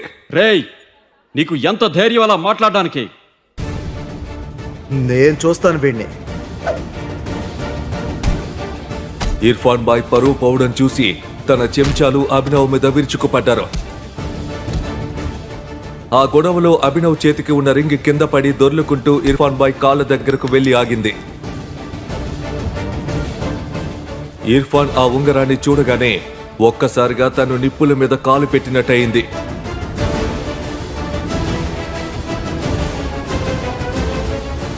వెంటనే అభినవ్ కాళ్ళ మీద పడి అన్నాడు, టైగర్ ప్లీజ్ నన్ను క్షమించు, పెద్ద తప్పు జరిగిపోయింది. అభినవ్, అభినవ్ పారిపో, లేకుంటే వీళ్ళు నిన్ను కూడా చంపేస్తారు అంటూ భరించలేని నొప్పితో విలవిల్లాడుతున్న సంజయ్ తన 5 ఏళ్ల కొడుకు అభినవ్ని కాపాడ్డానికి ప్రయత్నం చేస్తున్నాడు. చీకటిగా ఉన్న ఒక ఇరుకు సందులో తన కొడుకు అభినవ్తో కలిసి దాక్కున్న సంజయ్ చేతికి బుల్లెట్ దిగడంతో రక్తం ధారగా కారుతోంది. మెయిన్ రోడ్డు మీద సంజయ్ కారు ఆగి ఉంది. అతని మీద కాల్పులు జరిపిన వ్యక్తులు ఆ కారు దగ్గర నిలబడి అతని కోసం వెతుకుతున్నారు. నిన్ను వదిలి ఎక్కడికి వెళ్ళన్నా అన్నా, నీతోనే ఉంటాను అంటూ తండ్రి పరిస్థితిని చూస్తున్న అభినవ్ గొంతులో భయం వినిపించింది. అభినవ్ని గుండెకు హత్తుకొని, మొండిగా ఉండకు టైగర్, నా జీవితం అయిపోయింది, కానీ నీకెంతో భవిష్యత్తుంది. నువ్వు సాధించాల్సింది, గెలవాల్సింది ఇంకా చాలా ఉంది. నువ్వెక్కడి నుండి వెళ్ళాలి అంటూ కొడుకులో ధైర్యం నింపుతూ తన వేలికి ఉన్న బంగారు ఉంగరాన్ని అభినవ్ చేతిలో పెట్టాడు సంజయ్. ఆ ఉంగరంలో ఆకుపచ్చ రంగు రాయి పొదిగి ఉంది. అభినవ్ నుదుటి మీద ముద్దు పెట్టి తన గుండెను రాయి చేసుకున్న సంజయ్ రివాల్వర్ని బలంగా పట్టుకొని తన కోసం వెతుకుతున్న మనుషుల్ని ఎదుర్కోవడానికి ఇరుకు సందు నుంచి బయటకొచ్చాడు. కారు దగ్గరికి సంజయ్ రాగానే అతని కోసం వెతుకుతున్న ఒక వ్యక్తి ధన్ ధన్ అని ఫైరింగ్ చేశాడు. వరుసగా 3 బుల్లెట్లు సంజయ్ గుండెల్లో దిగబడ్డాయి. అంటూ సంజయ్ నోటి నుండి శబ్దం వచ్చింది. ఆ ఇరుకు సందులో దాక్కున్న అభినవ్ తండ్రి వైపు భయం భయంగా చూస్తున్నాడు. ఈ నీచుల్ని గుర్తు పెట్టుకో టైగర్ అని గట్టిగా అరిచిన సంజయ్ గాలికి కొట్టుకుంటున్న ఆకులా రెపరెపలాడుతూ నేల మీద పడిపోయాడు. నాన్నా అంటూ గట్టిగా అరిచిన అభినవ్ ఉలిక్కిపడి నిద్ర నుండి లేచాడు. అతని ఒళ్లంతా చెమటతో తడిచిపోయింది. అనూహ్యంగా గుండె దడదడమని కొట్టుకుంటుంది. 18 ఏళ్ల క్రితం జరిగిన ఆ దుర్ఘటన ప్రతిరోజూ కల రూపంలో అతన్ని వెంటాడుతోంది. గుండె నిండా ఊపిరి పీల్చుకుని 2 చేతులతో గట్టిగా మొహాన్ని రుద్దుకున్నాడు. తండ్రి ఇచ్చిన ఉంగరం గరుకుగా అతని మొహాన్ని తాకింది. దానివైపు చూస్తూ బెడ్ మీద నుంచి లేచి వాష్రూంలోకి వెళ్ళిపోయాడు. హైదరాబాద్లో డెలివరీ బాయ్గా పనిచేస్తున్న అభినవ్కి తను చేస్తున్న పని మీద ఎలాంటి ఇష్టం లేదు. అనాథాశ్రమం నుంచి బయటకు వచ్చిన తర్వాత సర్వైవ్ అవ్వడానికి మాత్రమే అతని పని చేయాల్సొస్తుంది. బోరింగ్గా సాగుతున్న అభినవ్ లైఫ్లో జోష్ నింపుతుంది అతని గర్ల్ ఫ్రెండ్ వైభవి. ఇవాళ ఆమె పుట్టినరోజు అవడంతో ఆమెను తొందరగా కలుసుకోవాలని, హ్యాపీ బర్త్డే చెప్పాలని ఆరాటపడుతున్నాడు. డ్యూటీ పూర్తి చేసుకుని బేకరీ షాప్కి వెళ్లిన అభినవ్ గ్లాస్ షెల్ఫ్ నుంచి కనబడుతున్న చాక్లెట్ కేక్ని చూపిస్తూ, భయ్యా దీని కాస్ట్ ఎంత అంటూ షాప్ అతన్ని అడిగాడు. 600 అంటూ సమాధానం చెప్పాడు షాప్ అతను. అబ్బో అని మనసులో అనుకుంటూ, ఇదెంత భయ్యా అంటూ ఒక పేస్ట్రీ వైపు చూపించాడు అభినవ్. ఆ షాప్ అతను అభినవ్ వైపు ఒక లుక్ ఇచ్చి 60 అని చెప్పగానే, అయితే ఒకటి ప్యాక్ చేయబయ్యా అంటూ పేస్ట్రీ కొని వైభవి ఇంటి ముందు వాలిపోయాడు. ఎంతో ఉత్సాహంగా Vaibhavi room door bell press చేశాడు అభినవ్. 30 సెకండ్స్ తర్వాత డోర్ తెరిచింది Vaibhavi. Light pink colour designer dress, మెడలో సిల్వర్ కలర్లో మెరిసే నెక్లెస్, తల మీద చిన్న కిరీటంతో మిస్ ఇండియా ఫైనల్ రౌండ్ గెలిచిన బ్యూటీలా మెరిసిపోతుంది. కళ్ళు చిట్లిపోతాయేమో అన్నంత పెద్దవి చేసి చూస్తూ, నువ్వు నా వైభవివేనా అని ఆశ్చర్యంతో ఆమె అందాన్ని ఆస్వాదిస్తూ లోపలికి అడుగుపెట్టాడు అభినవ్. డోర్ దగ్గర అభినవ్ని చూడగానే, హే వైభవి, ఎవరితను అంటూ ఒక అమ్మాయి అయోమయంగా అడిగింది. డ్రెస్ చూస్తే తెలియడం లేదా? డెలివరీ బాయ్ పేస్ట్రీ తెచ్చినట్టున్నాడు. అయినా మనం ఆల్రెడీ కేక్ తెచ్చేసాం కదా అంటూ అభినవ్ చేతిలోని ప్యాకెట్ చూసి మరో అమ్మాయి కామెంట్ చేసింది. అతను డెలివరీ బాయే, కానీ మన వైభవి అతనితో డేట్ చేస్తుంది అని ఎగతాళిగా అనగానే అందరూ షాక్ అయ్యారు. వాట్? డెలివరీ బాయ్తో మన బార్బీ డాల్ డేటింగా? Are you mad Vaibhavi? నీ స్టాండర్డ్ ఇంతలా పడిపోయిందా? నీ టేస్ట్ ఇంత దిగజారిందా అంటూ అందరూ ఒకేసారి గోలగా టీజ్ చేయడం మొదలుపెట్టారు. అంతలోనే వెనక నుంచి హ్యాపీ బర్త్డే వైభవి అంటూ ఒక మగ గొంతు హస్కీగా వినపడ్డంతో వెనక్కి తిరిగాడు అభినవ్. ఆ వచ్చినతని పేరు దేవా. అతని చేతిలోని పెద్ద గిఫ్ట్ ముందు అభినవ్ తెచ్చిన పేస్ట్రీ జుజూబీ. డబ్బు బలుపు, తల పొగరు బాగా ఉన్న దేవాకి మామూలు మనుషులు కంటికి కనిపించరు. వైభవిని వలలో వేసుకోవడానికి దేవా ఎప్పుడూ ఏదో ఒక ట్రైల్ వేస్తూనే ఉండేవాడు. అందుకే అభినవ్కి దేవా అంటే చిరాకు. హ్యాపీ బర్త్డే డార్లింగ్ అంటూ గిఫ్ట్ ఇచ్చి వైభవిని గట్టిగా హగ్ చేసుకున్నాడు దేవా. మెరిసే కళ్ళతో థ్యాంక్ యూ దేవా అని చెబుతూ మురిసిపోయింది వైభవి. ఆ సీన్ చూడగానే అభినవ్ రక్తం మరిగిపోయింది. అతను రియాక్ట్ అయ్యేలోపు దేవా చేతిని గట్టిగా పట్టుకున్న వైభవి గెస్ట్ల వైపు చూస్తూ, మై డియర్ ఫ్రెండ్స్, నా స్టాండర్డ్స్ గురించి మీరంతా కామెంట్ చేశారు కదా, ఇప్పుడు చూడండి అని ఒకంత పొగరుగా అంది. ఆమె ఏం చేస్తుందా అని అందరూ అనుకుంటూ ఉండగా వైభవి స్టైల్గా అభినవ్ వైపు తిరిగి, I'm breaking up with you my dear delivery boy అని ఏమాత్రం సంకోచించకుండా చెప్పింది. ఆ మాట అభినవ్ గుండెకు పెద్ద జర్కివ్వడంతో, హే బ్రేకప్ ఏంటి అని అరిచాడు. దేవా మధ్యలో కల్పించుకొని అభినవ్ వైపు చిరాగ్గా చూస్తూ, నీతో ఉంటూ పేస్ట్రీలు సమోసాలు తింటూ బతకాల్సిన కర్మ నా వైభవికి లేదు. నౌ షీఈ్ మైండ్ అంటూ వైభవి బుగ్గ మీద కిస్ చేశాడు. వైభవి సిగ్గుపడుతూ అతని మాటలతో ఏకీభవించింది. దాంతో అభినవ్ కంట్రోల్ తప్పిపోయాడు. చేతిలో ఉన్న పేస్ట్రీని నేల మీద విసిరి కొట్టి దేవా ముక్కు మీద బలంగా పంచిచ్చాడు. ఆ ఫోర్స్కు కళ్ళు గిర్రును తిరిగిన దేవా వెనక్కి తూలిపోయాడు. ఆ తర్వాత వైభవి వైపు అసహ్యంగా చూస్తూ, తప్పు చేశావు వైభవి, ఇలా చేస్తావని అస్సలు అనుకోలేదు అంటూ పంటి బిగువున బాధని ఆపుకుంటూ చెప్పి అక్కడి నుంచి వెళ్ళిపోయాడు. కొంత సమయం తర్వాత కళ్ళ నిండా నీళ్లతో, చేతిలో ఫుల్ బాటిల్ మందుతో ఫుట్పాత్ మీద కూర్చొని డ్రింక్ చేయడం మొదలుపెట్టాడు అభినవ్. ఒక్కో గుటక గొంతులోకి జారుతూ ఉంటే వైభవి బుగ్గ మీద దేవా ముద్దు పెట్టుకున్న సంఘటనే కళ్ల ముందు కదులుతోంది. నమ్మక ద్రోహం చేశావు వైభవి అని కసిగా ఖాళీ బాటిల్ని నేలకి విసిరికొట్టి పైకి లేచాడు. కాని అప్పటికే మత్తు తలకెక్కడంతో తూలి ఫుట్పాత్ మీద పడిపోయాడు. మరికొంత సమయం తర్వాత ఒక కారు వేగంగా దూసుకొచ్చింది. డ్రైవింగ్ సీట్లో ఉన్న సన్నీ స్టీరింగ్ మీద చేతులు బిగించిన తీరు చూస్తే అతను చాలా కోపంగా ఉన్నాడని తెలుస్తుంది. తాతయ్య దృష్టి నా మీద పడాలంటే అనన్యాను సైడ్ చేయాలి. ఒకే ఒక్క ఐడియాతో అనన్యాను నా రూట్ నుంచి క్లియర్ చేయాలి అని ఆలోచిస్తున్నాడు. స్పీడ్ బ్రేకర్ దగ్గర కార్ స్లో చేసిన సన్నీకి ఫుట్పాత్ మీద పడి ఉన్న అభినవ్ కనిపించాడు.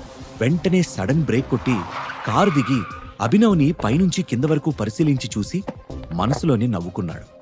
తెల్లారేలోపు అనన్య గదిలో వీడుండాలి.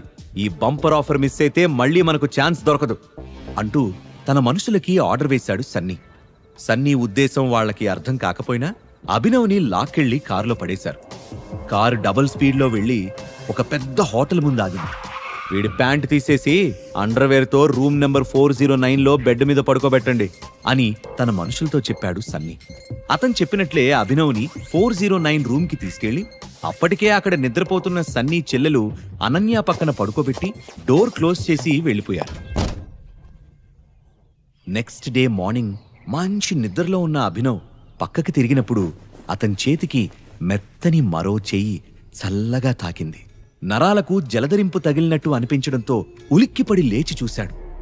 బ్రౌన్ కలర్ దుప్పటిని గుండెల వరకు కప్పుకుని వెచ్చగా నిద్రపోతున్న అనన్యను చూసి షాక్ అయ్యాడు.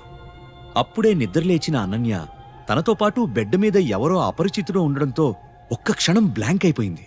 నెక్స్ట్ సెకండ్ అభినవ్ చెంప పగిలేలా ఒక్కటి పీకి, ఎవడ్రా నువ్వు, నా బెడ్ మీద ఏం చేస్తున్నావు, నీ ఒంటి మీద బట్టలు కూడా లేవేంటి అని గట్టిగా అరిచింది. అయోమయంగా ఉన్న అభినవ్ అది నేను అంటూ ఏదో చెప్పబోయాడు.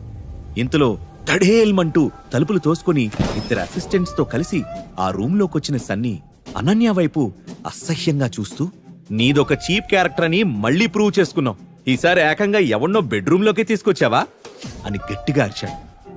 అసలు ఇతను ఎవరో నా రూంలోకి ఎలా వచ్చాడో నాకు తెలియదన్నయ్యా అని కన్నీళ్లతో చెప్పింది అనన్య.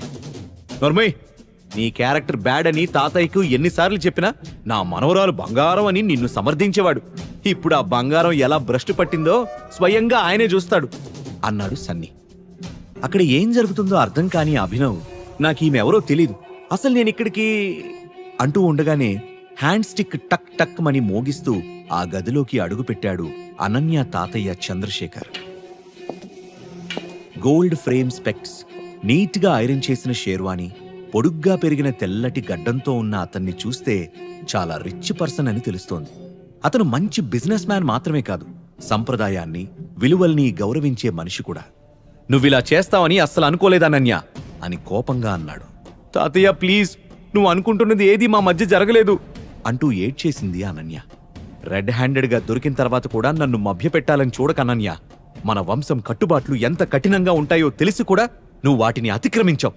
మన కుటుంబ పరువుని రోడ్డుకి లాగేస్తున్నావు అని కఠినంగా అన్నాడు చంద్రశేఖర్.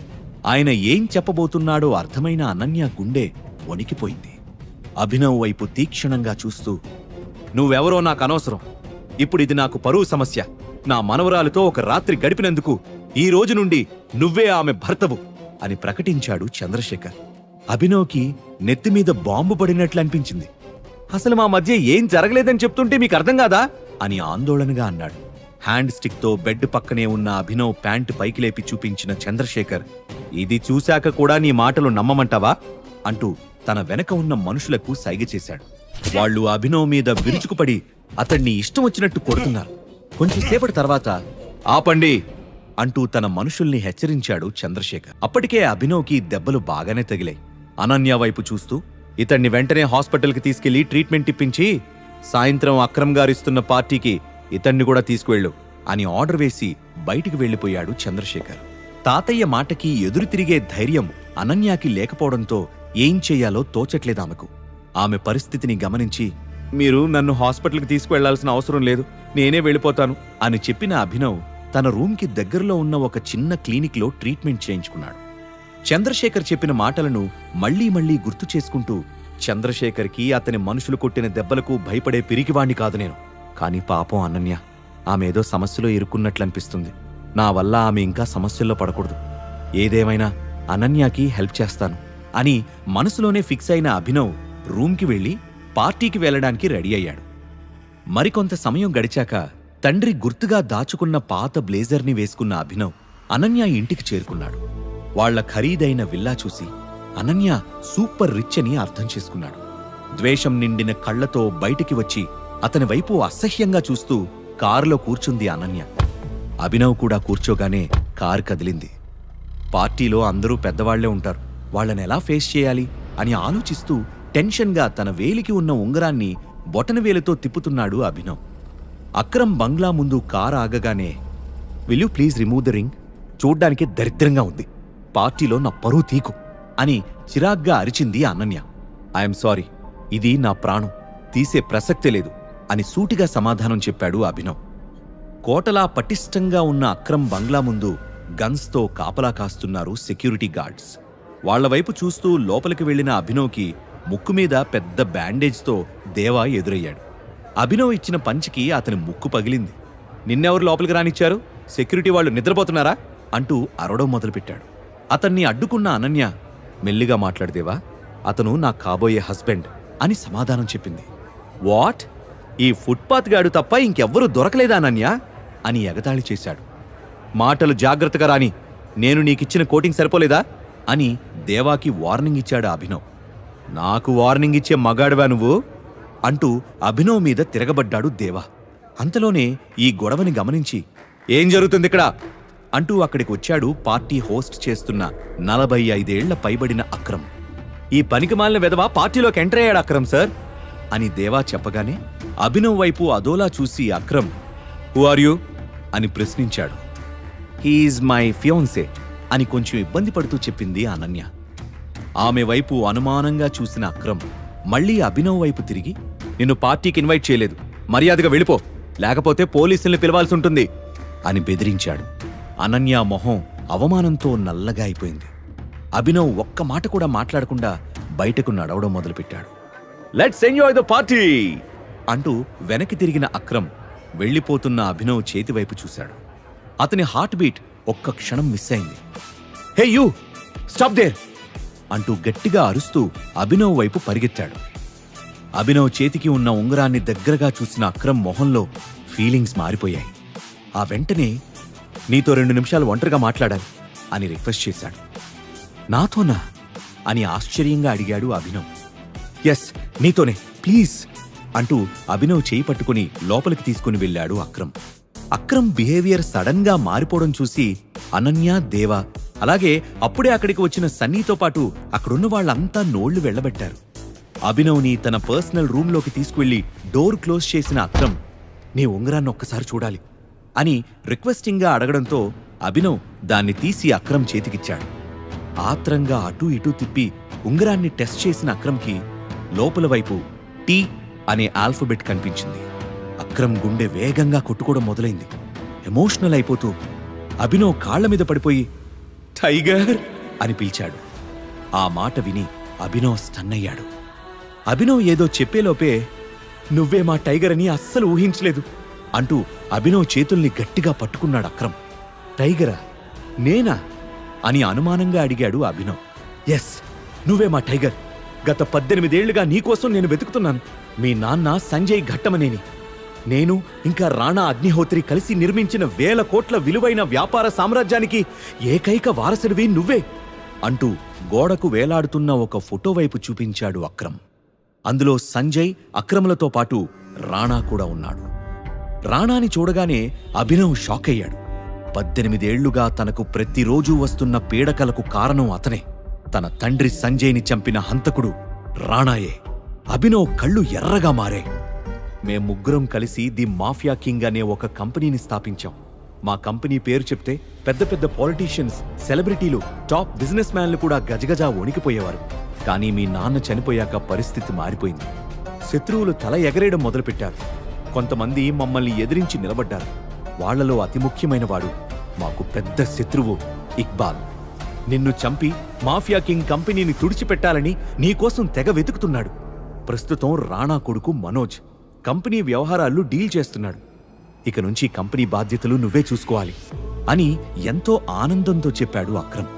అతని మాటలకి అభినవ్లో ఉద్వేగం పొంగింది. గంట క్రితం వరకు అతని జేబులో 1000 రూపాయలు కూడా లేవు.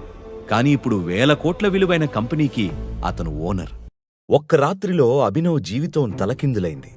అనన్యతో కలిసి పార్టీకి వెళ్తే అక్కడ అభినవ్ చేతికి ఉన్న రింగ్ చూసి అతనే మాఫియా వరల్డ్కి టైగర్ అని, ఇకపై వాళ్ల మాఫియా కంపెనీ బాధ్యతలు కూడా అతనే చూసుకోవాలని ఉద్వేగంగా చెప్పాడు అక్రమ్. అంతలో గోడ మీద ఉన్న సంజయ్, రాణా, అక్రమ్ల ఫోటో వైపు అభినవ్ చూపు మళ్ళింది. ఫోటోలో ఉన్న రాణా వైపు కోపంగా చూసిన అభినవ్కి అతన్ని నరికి చంపి తండ్రి చావుకి ప్రతీకారం తీర్చుకోవాలనిపించింది. అభినవ్ ఇలా ఆలోచనల్లో ఉండగానే అతని భుజంపైన చేయి వేసిన Akram, I'm very sorry Abhinav బేటా. నిన్ను చూసిన ఆనందంలో ఇన్ని రోజులు ఎక్కడ ఉన్నావో అడగడం మర్చిపోయాను. అసలు ఈ 18 సంవత్సరాలు ఎలా గడిచాయి అని అడిగాడు. బాధ, కోపం కలగలిసిన చూపులతో అతడి వైపు చూస్తూ, మా నాన్న చనిపోయిన తర్వాత నేను అనాథాశ్రమంలో పెరిగాను. ఆ తర్వాత బయటకొచ్చేసి పార్ట్ టైం జాబ్ చేసుకుంటూ చదువు పూర్తి చేశాను అని చెప్పాడు. అది విని అక్రమ్ కళ్లల్లో నీళ్లు తిరిగాయి.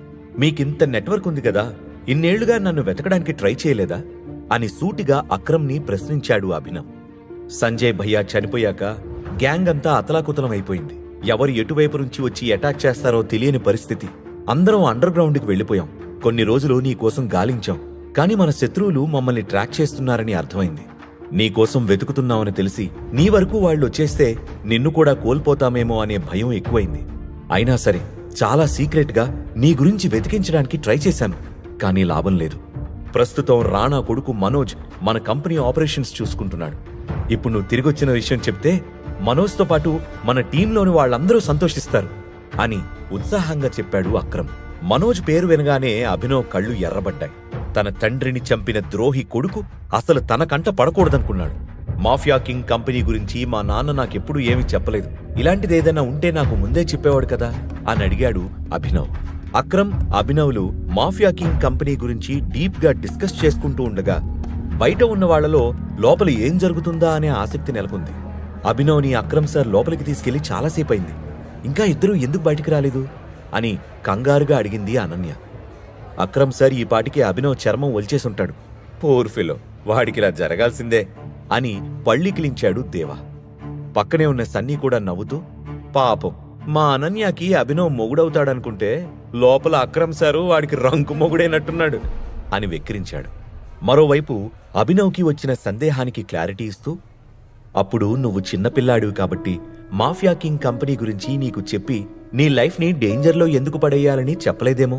పైగా తల్లి లేని పిల్లాడివి కావడంతో కష్టం తెలియకుండా చూసుకోవాలనుకున్నాడు మీ నాన్న. ఎలాగైతేనే నీ రీఎంట్రీతో మనకు మళ్ళీ మంచి రోజులు వస్తాయనిపిస్తుంది అంటూ అల్మరాలో నుంచి ఒక చెక్ బుక్ తీశాడు అక్రమ్. అభినవ్ మైండ్లో మాత్రం ఇంకా చాలా డౌట్స్ రన్ అవుతున్నాయి. మా నాన్నని రాణానే చంపాడనే విషయం అక్రమ్కి తెలీదా? ఆ నమ్మక ద్రోహి రాణా కొడుకు మనోజ్ నా ప్లేస్లో ఎలా కూర్చున్నాడు? అభినవ్ తన మనసులో ఉన్న డౌట్స్ గురించి అడిగే లోపే అతని దృష్టి అక్రమ్ చేతిలో ఉన్న చెక్ మీద పడింది. ఇది 50 crores చెక్ టైగర్. నువ్వు మాఫియా సామ్రాజ్యానికి టైగర్లా మారి పూర్వ వైభవం తెచ్చే అంతవరకు ఈ డబ్బు ఉపయోగపడుతుంది అని చెప్పాడు. జీవితంలో అంత పెద్ద అమౌంట్ ని చూస్తానని అభినవ్ కలలో కూడా అనుకోలేదు. గర్ల్ ఫ్రెండ్ కోసం గిఫ్ట్ తీసుకెళ్తే హార్ట్ బ్రేక్ అయింది. రోడ్డు మీద తాగి పడిపోతే రిచ్ అమ్మాయితో రిలేషన్ ఏర్పడింది. ఆ అమ్మాయితో ఒక పార్టీకొస్తే అనూహ్యంగా జీవితం మలుపు తిరిగింది.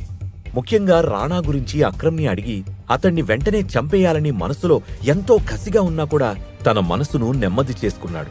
ఇదంతా డైజెస్ట్ చేసుకోవడానికి, తన మనసులో ఉన్న మరిన్ని ప్రశ్నలకి సమాధానం తెలుసుకోవడానికి కొంత టైం పడుతుందని అభినవ్కి అర్థమైంది. అభినవ్తో పాటు రూమ్ నుండి బయటకొస్తూ మేము నిర్మించిన ఈ మాఫియా సామ్రాజ్యం కళ్ల ముందే కూలిపోతుందని అనిపించింది. నువ్వు తిరిగొచ్చావు కదా, నాకింకా దిగుల్లేదు. కానీ నువ్వు ఉన్నావన్న సంగతి ఎవ్వరికీ తెలియడానికి వీల్లేదు. మన శత్రువులకు ఈ విషయం తెలిస్తే నీ లైఫ్ డేంజర్లో పడుతుంది. అందుకే టైం చూసుకొని మన వాళ్లకి నిన్ను పరిచయం చేస్తాను. అంతవరకు లో లెవెల్ మెయింటైన్ చేయి అని భరోసా ఇచ్చాడు అక్రమ్. మరో మాట మాట్లాడకుండా సరే అని చెప్పాడు అభినవ్. బయట ఉన్న అనన్యకి టెన్షన్తో చెమటలు పడుతున్నాయి.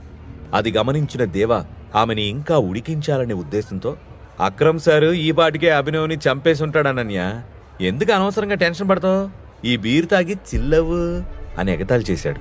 ఒక మనిషిని చంపడం అక్రమ్కి పెద్ద విషయం కాదని అనన్యకి బాగా తెలుసు. కానీ అభినవ్కి ఇలా జరిగిందని తాతయ్యకి తెలిస్తే ఏమంటాడు అనే భయం ఆమెని ఎక్కువగా వెంటాడుతుంది. పాపం అనన్య ఈ నైట్ అభినవ్తో హుక్కప్ అవుదామని ప్లాన్ వేసినట్టుంది, మొత్తానికి ఇలా బెడిసికొట్టింది అంటూ సన్నీ కూడా ఏడిపించాడు.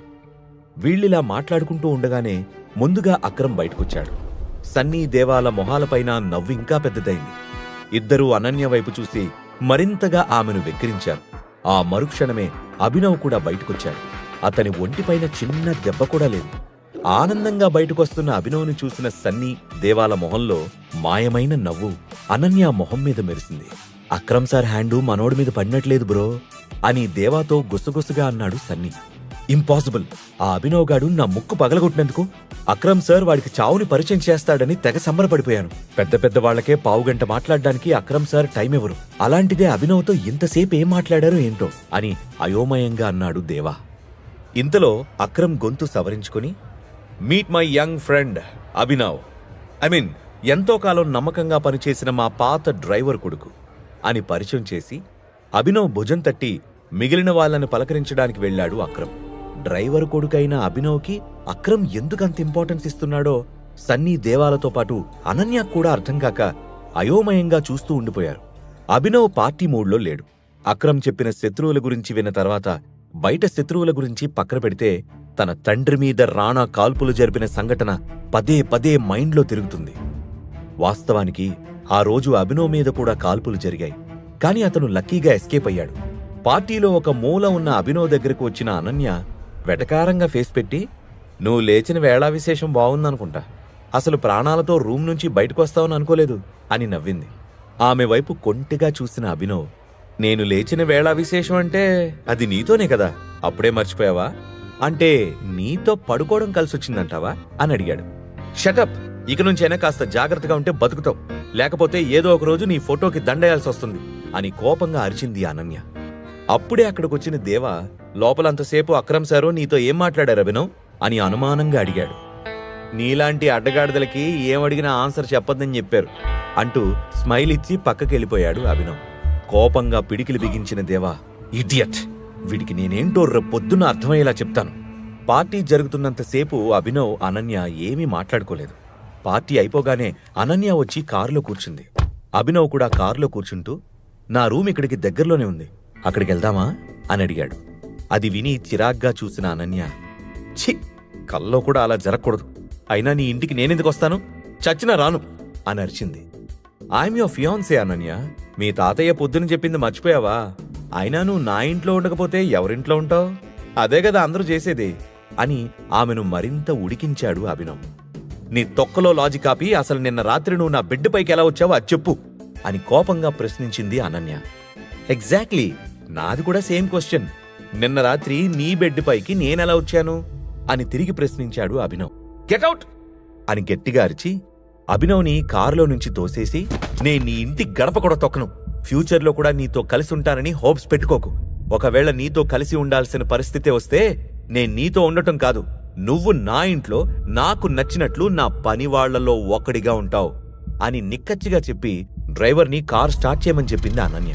అభినవ్కి అనన్య అమాయకురాలని, ఆమె కూడా రాత్రి హోటల్లో కరెక్ట్గా ఏం జరిగిందో తెలియదని అర్థమైంది. మనసులో ఎన్నో సందేహాలు అలజడి సృష్టిస్తుంటే అన్నిటికీ సమాధానాలు త్వరలోనే తెలుస్తాయి అని అనుకుంటూ రూమ్ వైపుకు నడిచాడు. రూమ్కి చేరుకుని బెడ్ మీద పడుకుని ఈరోజు ఈ రింగ్ లేకపోతే నా జీవితం ఏమయ్యేదో అనుకుంటూ నిద్రలోకి జారుకున్నాడు అభినవ్. ఆ మరుసటి రోజు యథావిధిగా అలారం శబ్దం మోగింది.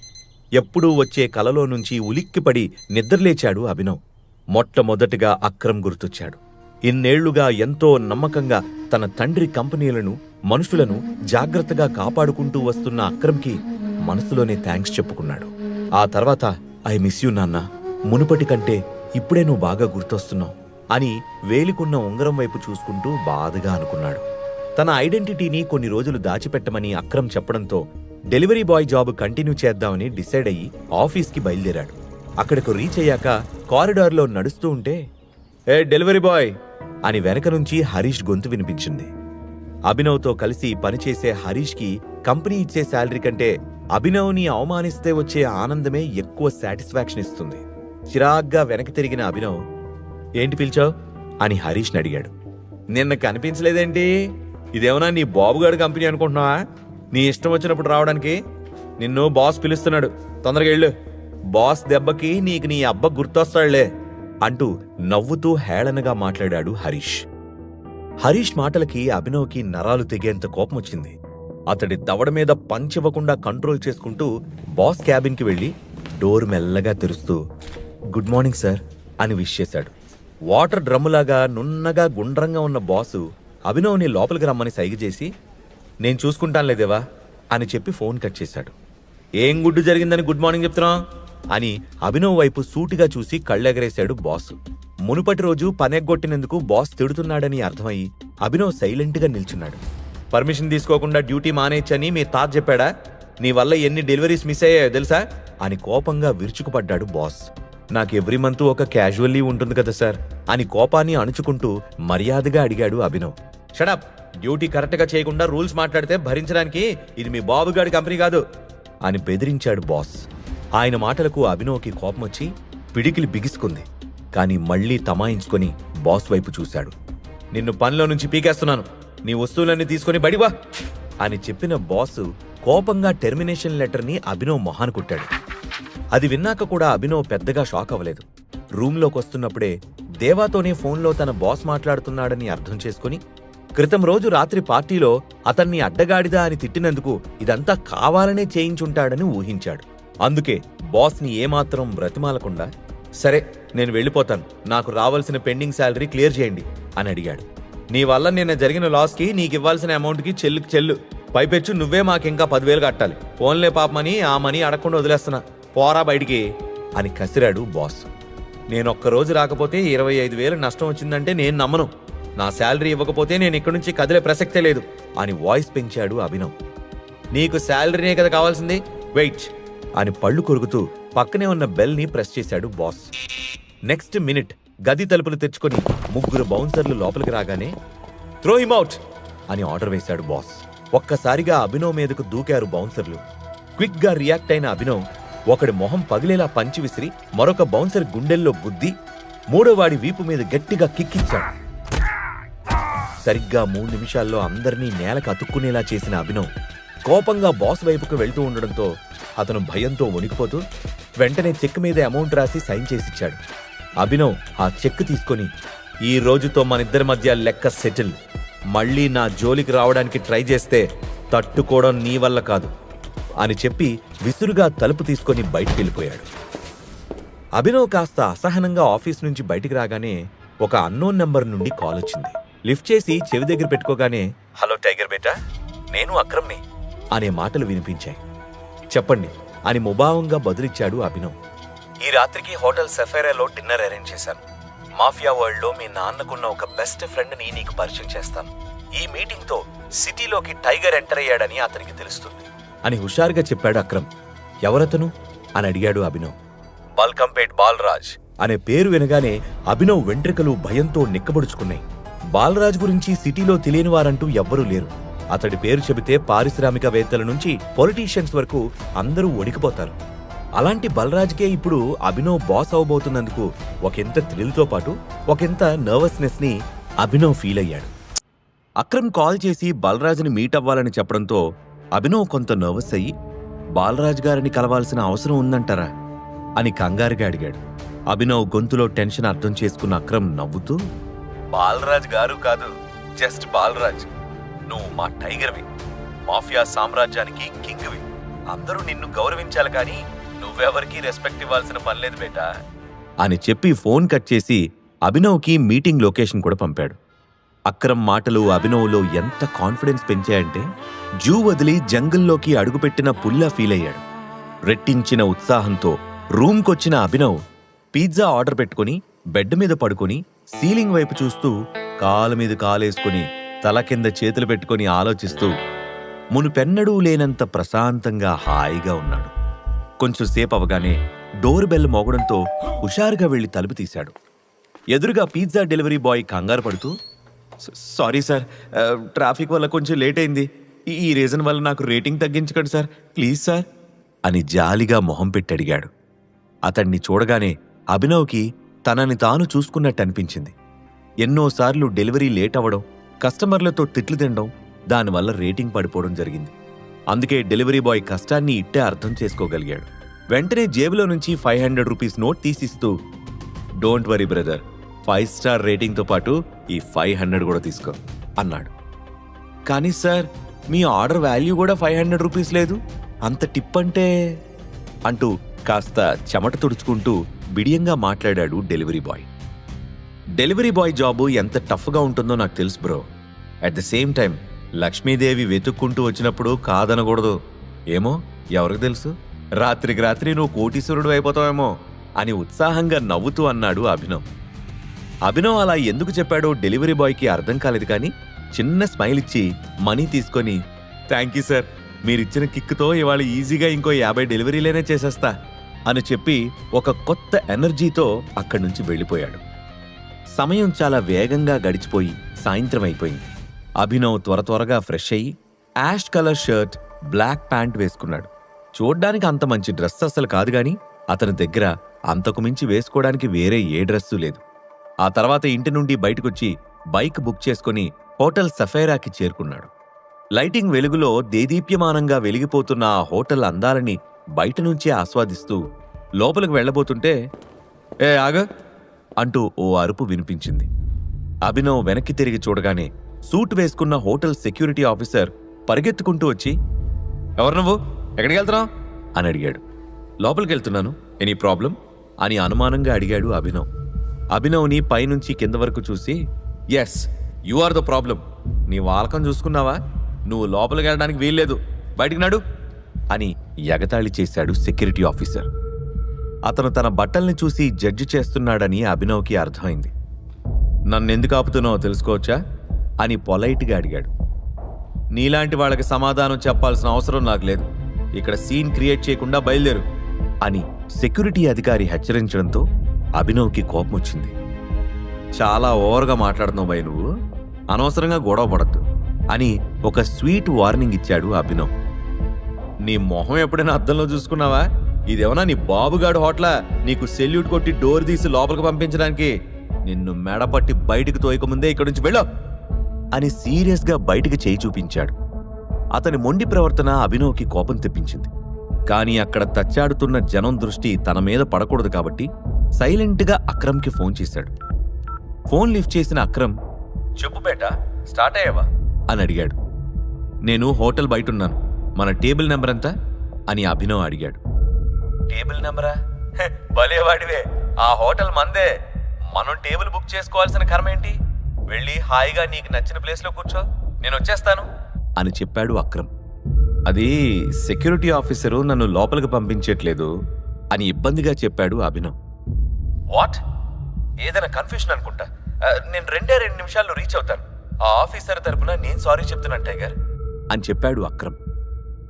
ఏం పర్వాలేదు, మీరు వచ్చేంత వరకు నేను వెయిట్ చేస్తాను అని చెప్పి ఫోన్ కట్ చేశాడు అభినవ్. అప్పటిదాకా అభినవ్ ఎవరితోనో ఫోన్లో మాట్లాడింది విన్న సెక్యూరిటీ ఆఫీసర్, నువ్వేమన్నా పెద్ద సెలబ్రిటీవా రికమెండేషన్ చేయించడానికి ఫోన్ చేస్తున్నావు? నువ్వు ప్రైమ్ మినిస్టర్కి కాల్ చేసినా లోపలికి పంపను అంటూ స్టాఫ్ని పిలిచి అభినవ్ని బయటికి తోసేయమని ఇన్స్ట్రక్ట్ చేశాడు. సరిగ్గా ఆ మూమెంట్లోనే, ఏయ్ అటు చూడు నీ ఎక్స్ బాయ్ ఫ్రెండ్ అని ఒక ఎగతాళి స్వరం వినిపించింది. అటువైపు తిరిగిన అభినవ్కి దేవా, వైభవీలు కనిపించారు. అభినవ్ వైపు అసహ్యంగా చూస్తూ, ఛీ, ప్రశాంతంగా రిలాక్స్ అవుదామని వస్తే వీడేంటి దిష్టిబొమ్మలాగా అని పొగరుగా అంది వైభవి. నోరు అదుపులో పెట్టుకో వైభవి, ఆ రోజు నీ చెంప పగలగొట్టకుండా వదిలేసి తప్పు చేశాను. ఇంకొక్క మాట ఎక్స్ట్రా మాట్లాడితే నీ ఎత్తుపళ్ళు రాలిపోవడం ఖాయం అని కాలర్ ఎగరేసి వార్నింగ్ ఇచ్చాడు అభినవ్. ఎంత పొగర్రా నీకు? డెలివరీ జాబ్ పోయిందని ఇక్కడ సెక్యూరిటీ గార్డుగా పనిచేయడానికి వచ్చావా అని పళ్ళు కొరికాడు దేవా. అసలు నీ ప్రాబ్లం ఏంట్రా? అక్రమ్ సార్ కాల్ చేస్తేనే ఇక్కడికి వచ్చాను అని తెలిస్తే నువ్వు గుండాకి సస్తావు అని ఎదురు సమాధానం చెప్పాడు అభినవ్. ఏంటి, అక్రమ్ సార్ పిలిచారా? అది సంగతి. నువ్వు ఎలాగో ఆయన పాత డ్రైవర్ కొడుకు కదా, నీ జాబ్ పోయిందని తెలిసి డ్రైవర్గా పెట్టుకుందామని పిలిచుంటారులే అని ఎగతాళి చేశాడు దేవా. సరిగ్గా అప్పుడే కార్ హార్న్ గట్టిగా వినిపించింది. అందరూ చూస్తూ ఉండగానే జాగ్వర్ కార్లో నుంచి white and white kurta pyjama వేసుకుని దిగాడు అక్రమ్. అతనితో పాటే మరొక మనిషి కూడా ఉన్నాడు. చూడ్డానికి పొడుగ్గా ఫిట్గా ఉన్న అతనికి 50 ఏళ్లంటే ఎవ్వరూ నమ్మరు. ఈ మధ్య వస్తున్న తెలుగు సినిమాల్లో స్టైలిష్ హిందీ విలన్ లాగా ఉన్న అతనే బల్కంపేట్ బాలరాజ్. పైకి కనిపించడానికి మాత్రం బిజినెస్ మ్యాన్ బాలరాజ్, తేడా వస్తే మాత్రం బల్కంపేట ఎల్లమ్మ తల్లి సాక్షిగా శాల్తీ లేపేస్తాడు. అభినవ్ దృష్టి మొత్తం బాలరాజ్ పైనే ఉంది. అక్రమ్ కోపంగా, అసలు ఇక్కడ ఏం జరుగుతుంది అని సెక్యూరిటీని ప్రశ్నించాడు. ఆ సమయంలో కారు దగ్గరే ఫోన్ మాట్లాడుతూ ఉన్నాడు బాలరాజ్. సారీ సార్, ఈ దొంగ రాస్కెలు లోపలికి వెళ్ళడానికి డ్రామా క్రియేట్ చేస్తున్నాడు, కస్టమర్లతో కూడా గొడవ పడుతున్నాడు, నేను అతన్ని లోపలికి వెళ్లకుండా ఆపుతున్నాను సార్ అని వినయంగా చెప్పాడు సెక్యూరిటీ ఆఫీసర్. అక్రమ్ అతడి వైపు కళ్ళెర్ర చేసి చూస్తూ, how dare you call him a thief? అతన్ని లోపలికి వెళ్లకుండా ఆపమని నీకెవరు చెప్పారు? తను నా గెస్ట్ అని చెప్పి అభినవ్ వైపు తిరిగి, అంతా ఓకేనా అని అడిగాడు. తాను చేసిన తప్పేంటో వెంటనే రియలైజ్ అయిన సెక్యూరిటీ ఆఫీసర్ అభినవ్కి సెల్యూట్ కొట్టి డోర్ తీశాడు. అభినవ్ మౌనంగా తలోపగానే మళ్ళీ సెక్యూరిటీ ఆఫీసర్ వైపు తిరిగి, you are fired, get lost from here అని గట్టిగా అరిచాడు అక్రమ్. ఆ అరుపుకి కొన్ని సెకండ్ల పాటు పెద్ద నిశ్శబ్దం అలుముకుంది. అంతేకాకుండా అక్రమ్ మాటలు విని కంగు తిన్న వైభవి, దేవాలు కూడా మెల్లిగా అక్కడి నుంచి జారుకున్నారు. ఇంతలో బాలరాజ్ రావడంతో అభినవ్ని తీసుకుని అక్రమ్ లోపలికి నడిచాడు. సఫైరా హోటల్ లోపల ఇంటీరియర్స్ ఎక్స్ట్రాడినరీగా ఉన్నాయి. సీలింగ్కి వేలాడుతున్న పెద్ద పెద్ద షాండ్లియర్స్, బ్యాక్గ్రౌండ్లో వినిపిస్తున్న రెట్రో మ్యూజిక్తో పాటు అందమైన ఇంపోర్టెడ్ ఫర్నిచర్తో హోటల్ అంతా ప్యాలెస్లా మెరిసిపోతుంది. వాళ్లను నేరుగా VIP రూమ్ వైపు తీసుకువెళ్లాడు అక్రమ్. ఆ తర్వాత వెయిటర్ని పిలిచి, ఈరోజు చాలా స్పెషల్ గెస్ట్లు వచ్చారు, ఈ మీటింగ్ మెమరబుల్గా ఉండాలి, అందుకే అన్నిటికంటే ఖరీదైన డ్రింక్ అండ్ డిష్ తీసుకొచ్చి సర్వ్ చేయి అని ఆర్డర్ వేశాడు. ఓకే సార్ అని చెప్పి అక్కడి నుంచి ఫాస్ట్గా వెళ్ళిపోయాడు వెయిటర్. వెల్కమ్ బేటా, నీ ఐడెంటిటీని ఇక్కడ దాచాల్సిన అవసరం లేదు, ఫ్రీగా ఉండు అని చెప్పాడు అక్రమ్. అభినవ్ సరే అని తలూపాడు. బాలరాజ్ మాత్రం అభినవ్ వైపు విచిత్రంగా చూశాడు. ఆ తర్వాత ముగ్గురు కలిసి అక్కడి నుంచి అండర్ గ్రౌండ్లో ఉన్న ఇంకో స్పెషల్ ఏరియాకి చేరుకున్నారు. ఆ ప్లేస్ అంతా బ్లాక్ అండ్ వైట్ కలర్స్తో, ప్రాపర్టీస్తో రెట్రో గ్యాంగ్స్టర్ సినిమాల్లో డెన్ లాగా ఉంది. సీలింగ్కి చిన్న షాండ్లియర్ వేలాడుతూ ఉంది. గోడలకి గన్స్ తగిలించున్నాయి. మధ్యలో ఒక బాక్సింగ్ రింగ్ ఉంది. దాని చుట్టూ టేబుల్స్తో పాటు స్పెషల్లీ డిజైన్డ్ చైర్స్ ఉన్నాయి. ఆ ప్లేస్ అంతా తిప్పి చూపిస్తూ, మీ నాన్నకి బాక్సింగ్ రింగ్ అంటే చాలా ఇష్టం తెలుసా టైగర్? ఇక్కడే ఎంతో మందిని ఓడించాడు. అతనికి సంతోషం వచ్చినా బాధ వచ్చినా ఇక్కడికే వచ్చేవాడు అని కొంచెం ఎమోషనల్ అవుతూ చెప్పాడు అక్రమ్. అభినవ్కి ఆ ప్లేస్ అంతా వింతగా అనిపించింది. సిటీ మధ్యలో ఉన్న ఒక స్టార్ హోటల్ బేస్మెంట్లో ఇలాంటి ఒక డెన్ ఉందంటే సినిమాల్లో చూడడమే కానీ లైవ్లో ఇదే ఫస్ట్ టైం అని ఫీల్ అయ్యాడు. మన జీవితం కూడా ఒక బాక్సింగ్ రింగ్ లాంటిదే టైగర్. ఎప్పుడూ అలర్ట్గా ఉంటూ శత్రువు ఎత్తులకు పై ఎత్తులు వేస్తూ ప్రతిదాడి చేస్తూ ఉండాలి. ఇక్కడికొస్తే ఎందుకో పాత జ్ఞాపకాలన్నీ గిర్రును తిరుగుతాయి. ఏమంటావు బాలరాజ్ అని అడిగాడు అక్రమ్. నువ్వింకా చాదస్తం తగ్గించుకోలేదు అక్రమ్ భాయ్, వచ్చి చాలాసేపు అయింది, అసలు విషయం ఏంటో చెప్పు అన్నాడు బాలరాజ్. వెంటనే అభినవ్ను చూపిస్తూ, ఇదిగో ఇతనే మన సంజయ్ భయ్యా కొడుకు టైగర్ అని గర్వంగా పరిచయం చేశాడు అక్రమ్. అది విన్న బాలరాజ్ గట్టిగా చప్పట్లు కొడుతూ ఎగతాళి చేస్తున్నట్టుగా నవ్వాడు. ఇంతలో బయట నుండి వెయిటర్ వాళ్ళకు కావలసినవి తీసుకుని రావడంతో కాసేపు సైలెంట్ అయ్యాడు. వెయిటర్ టేబుల్ పైన డ్రింక్స్ అండ్ ఫుడ్ అరేంజ్ చేసి అక్కడి నుండి వెళ్లే వరకు వాళ్ల మధ్య నిశ్శబ్దం కొనసాగింది. అతను వెళ్ళిపోయాక, ఎందుకు ఎగతాళిగా నవ్వుతున్నావు బాలరాజ్, ఇతనే మన Abhinav, our one and only tiger అని కాస్త ఎమోషనల్ అవుతూ చెప్పాడు అక్రమ్. ఐఎమ్ సారీ అక్రమ్ భాయ్, నాకు నవ్వు ఆగడం లేదు అని కష్టంగా కంట్రోల్ చేసుకుంటూ వైన్ సిప్ చేశాడు బాలరాజ్. అతను సిప్ చేస్తూ ఉంటే అతని వైన్ గ్లాస్లో నుంచి ఆపోజిట్లో కూర్చున్న అభినవ్ కళ్ళు వేటకెళ్లే పులి కళ్ళలాగా కనిపిస్తున్నాయి. బాలరాజ్ కొంచెం సీరియస్గా, ఇందాక నుంచి గమనిస్తున్నాను, ఎంట్రన్స్ దగ్గర ఆఫ్టర్ ఆల్ సెక్యూరిటీ ఆఫీసర్ని డీల్ చేయడానికి కూడా నువ్వు రావాల్సి వచ్చింది. ఇప్పుడు కూడా వచ్చినప్పటి నుంచి నువ్వే మాట్లాడుతున్నావు కానీ నీ టైగర్ తన గురించి తాను మాట్లాడలేడా, లేదా అతనేమైనా మోగోడా? మన సంజయ్ బిడ్డ పులి అక్రమ్ భాయ్, కానీ వీడు పిల్లిలా ఉన్నాడు అని ఎగతాళి చేస్తూ కాలు మీద కాలేసుకుని కూర్చున్నాడు. టైగర్ గురించి అలా మాట్లాడకూడదు బాలరాజ్ అని అక్రమ్ గంభీరంగా అంటూ ఏదో చెప్పబోయాడు. కానీ అభినవ్ అతన్ని ఆపి, సభాష్ బాలరాజ్, నీ ధైర్యం నాకు నచ్చింది. నువ్వు పవర్ఫుల్ వ్యక్తివే కావచ్చు, కానీ ఎప్పుడూ ఎదుటి మనిషిని తక్కువ అంచనా వేయకూడదు. ఇంకో విషయం ఏంటంటే, పిల్లి కోతకి పులి గాండ్రింపుకి చాలా తేడా ఉంటుంది. ఒక్కసారి పంజా విసిరి పులి గాండ్రించిందంటే అడవిలో పిట్టలతో పాటు పర్వతాలు కూడా వణుకుతాయి అని గంభీరంగా అన్నాడు అభినవ్.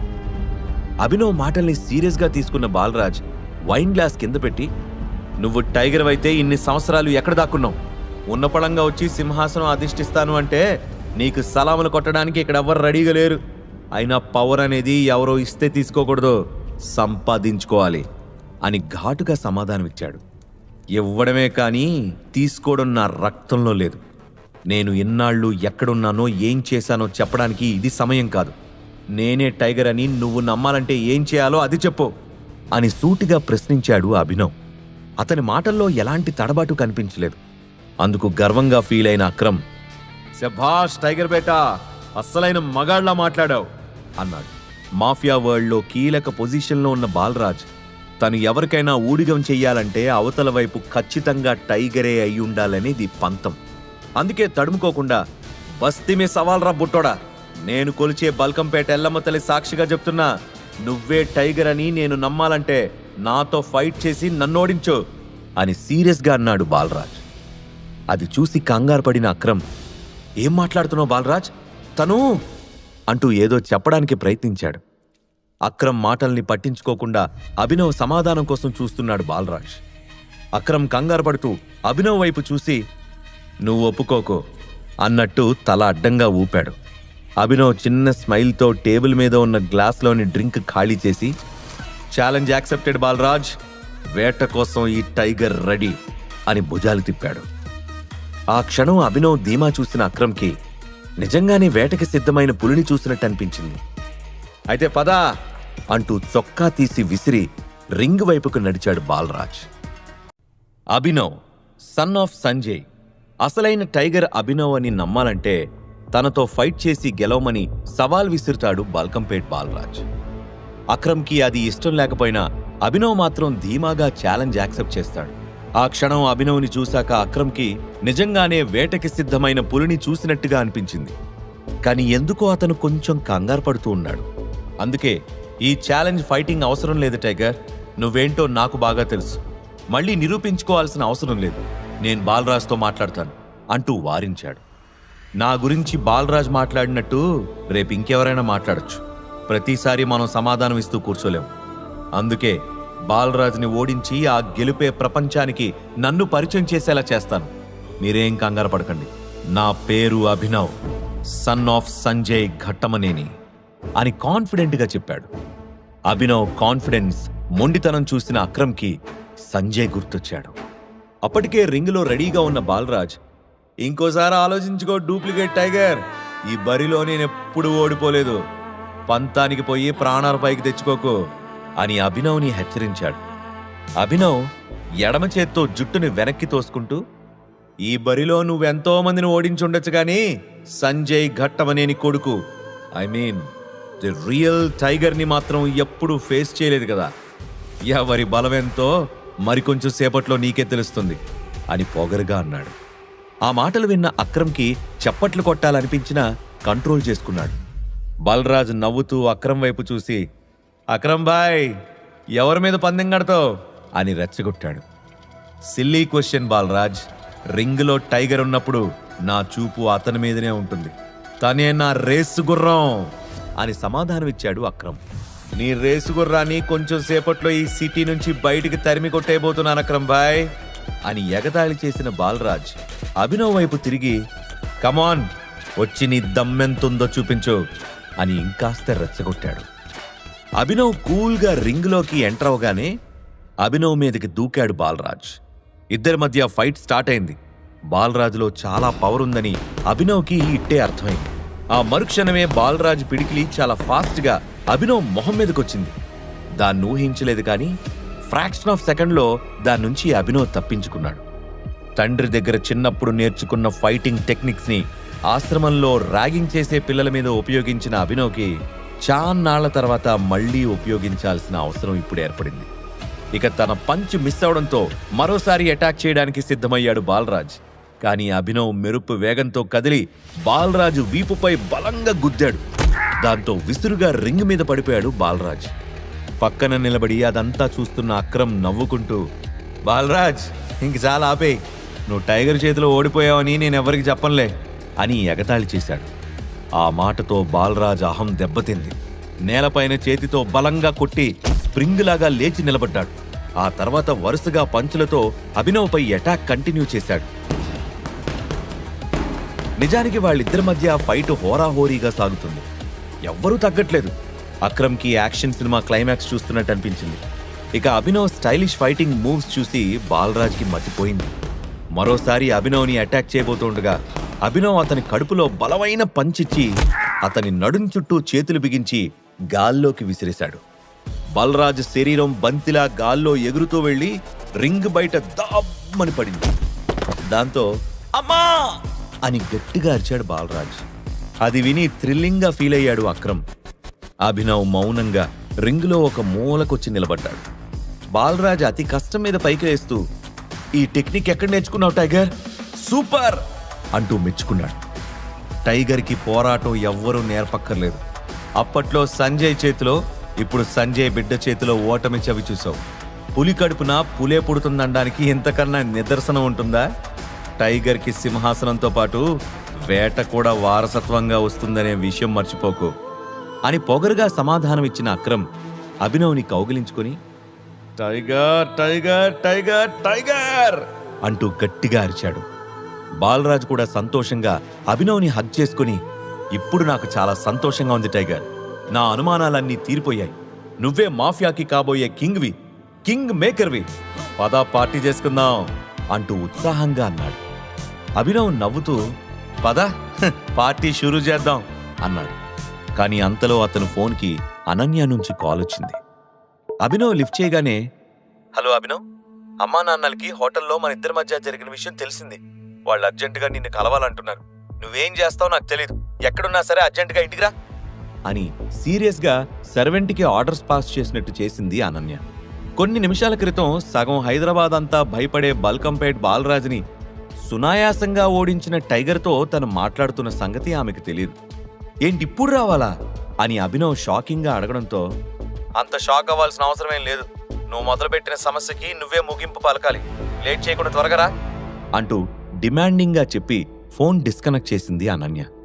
అభినవ్ మొహంలో మారిన ఎక్స్ప్రెషన్స్ ని గమనించిన అక్రమ్, ఏమైంది టైగర్, ఈజ్ ఎవ్రీథింగ్ ఓకే అని అడిగాడు.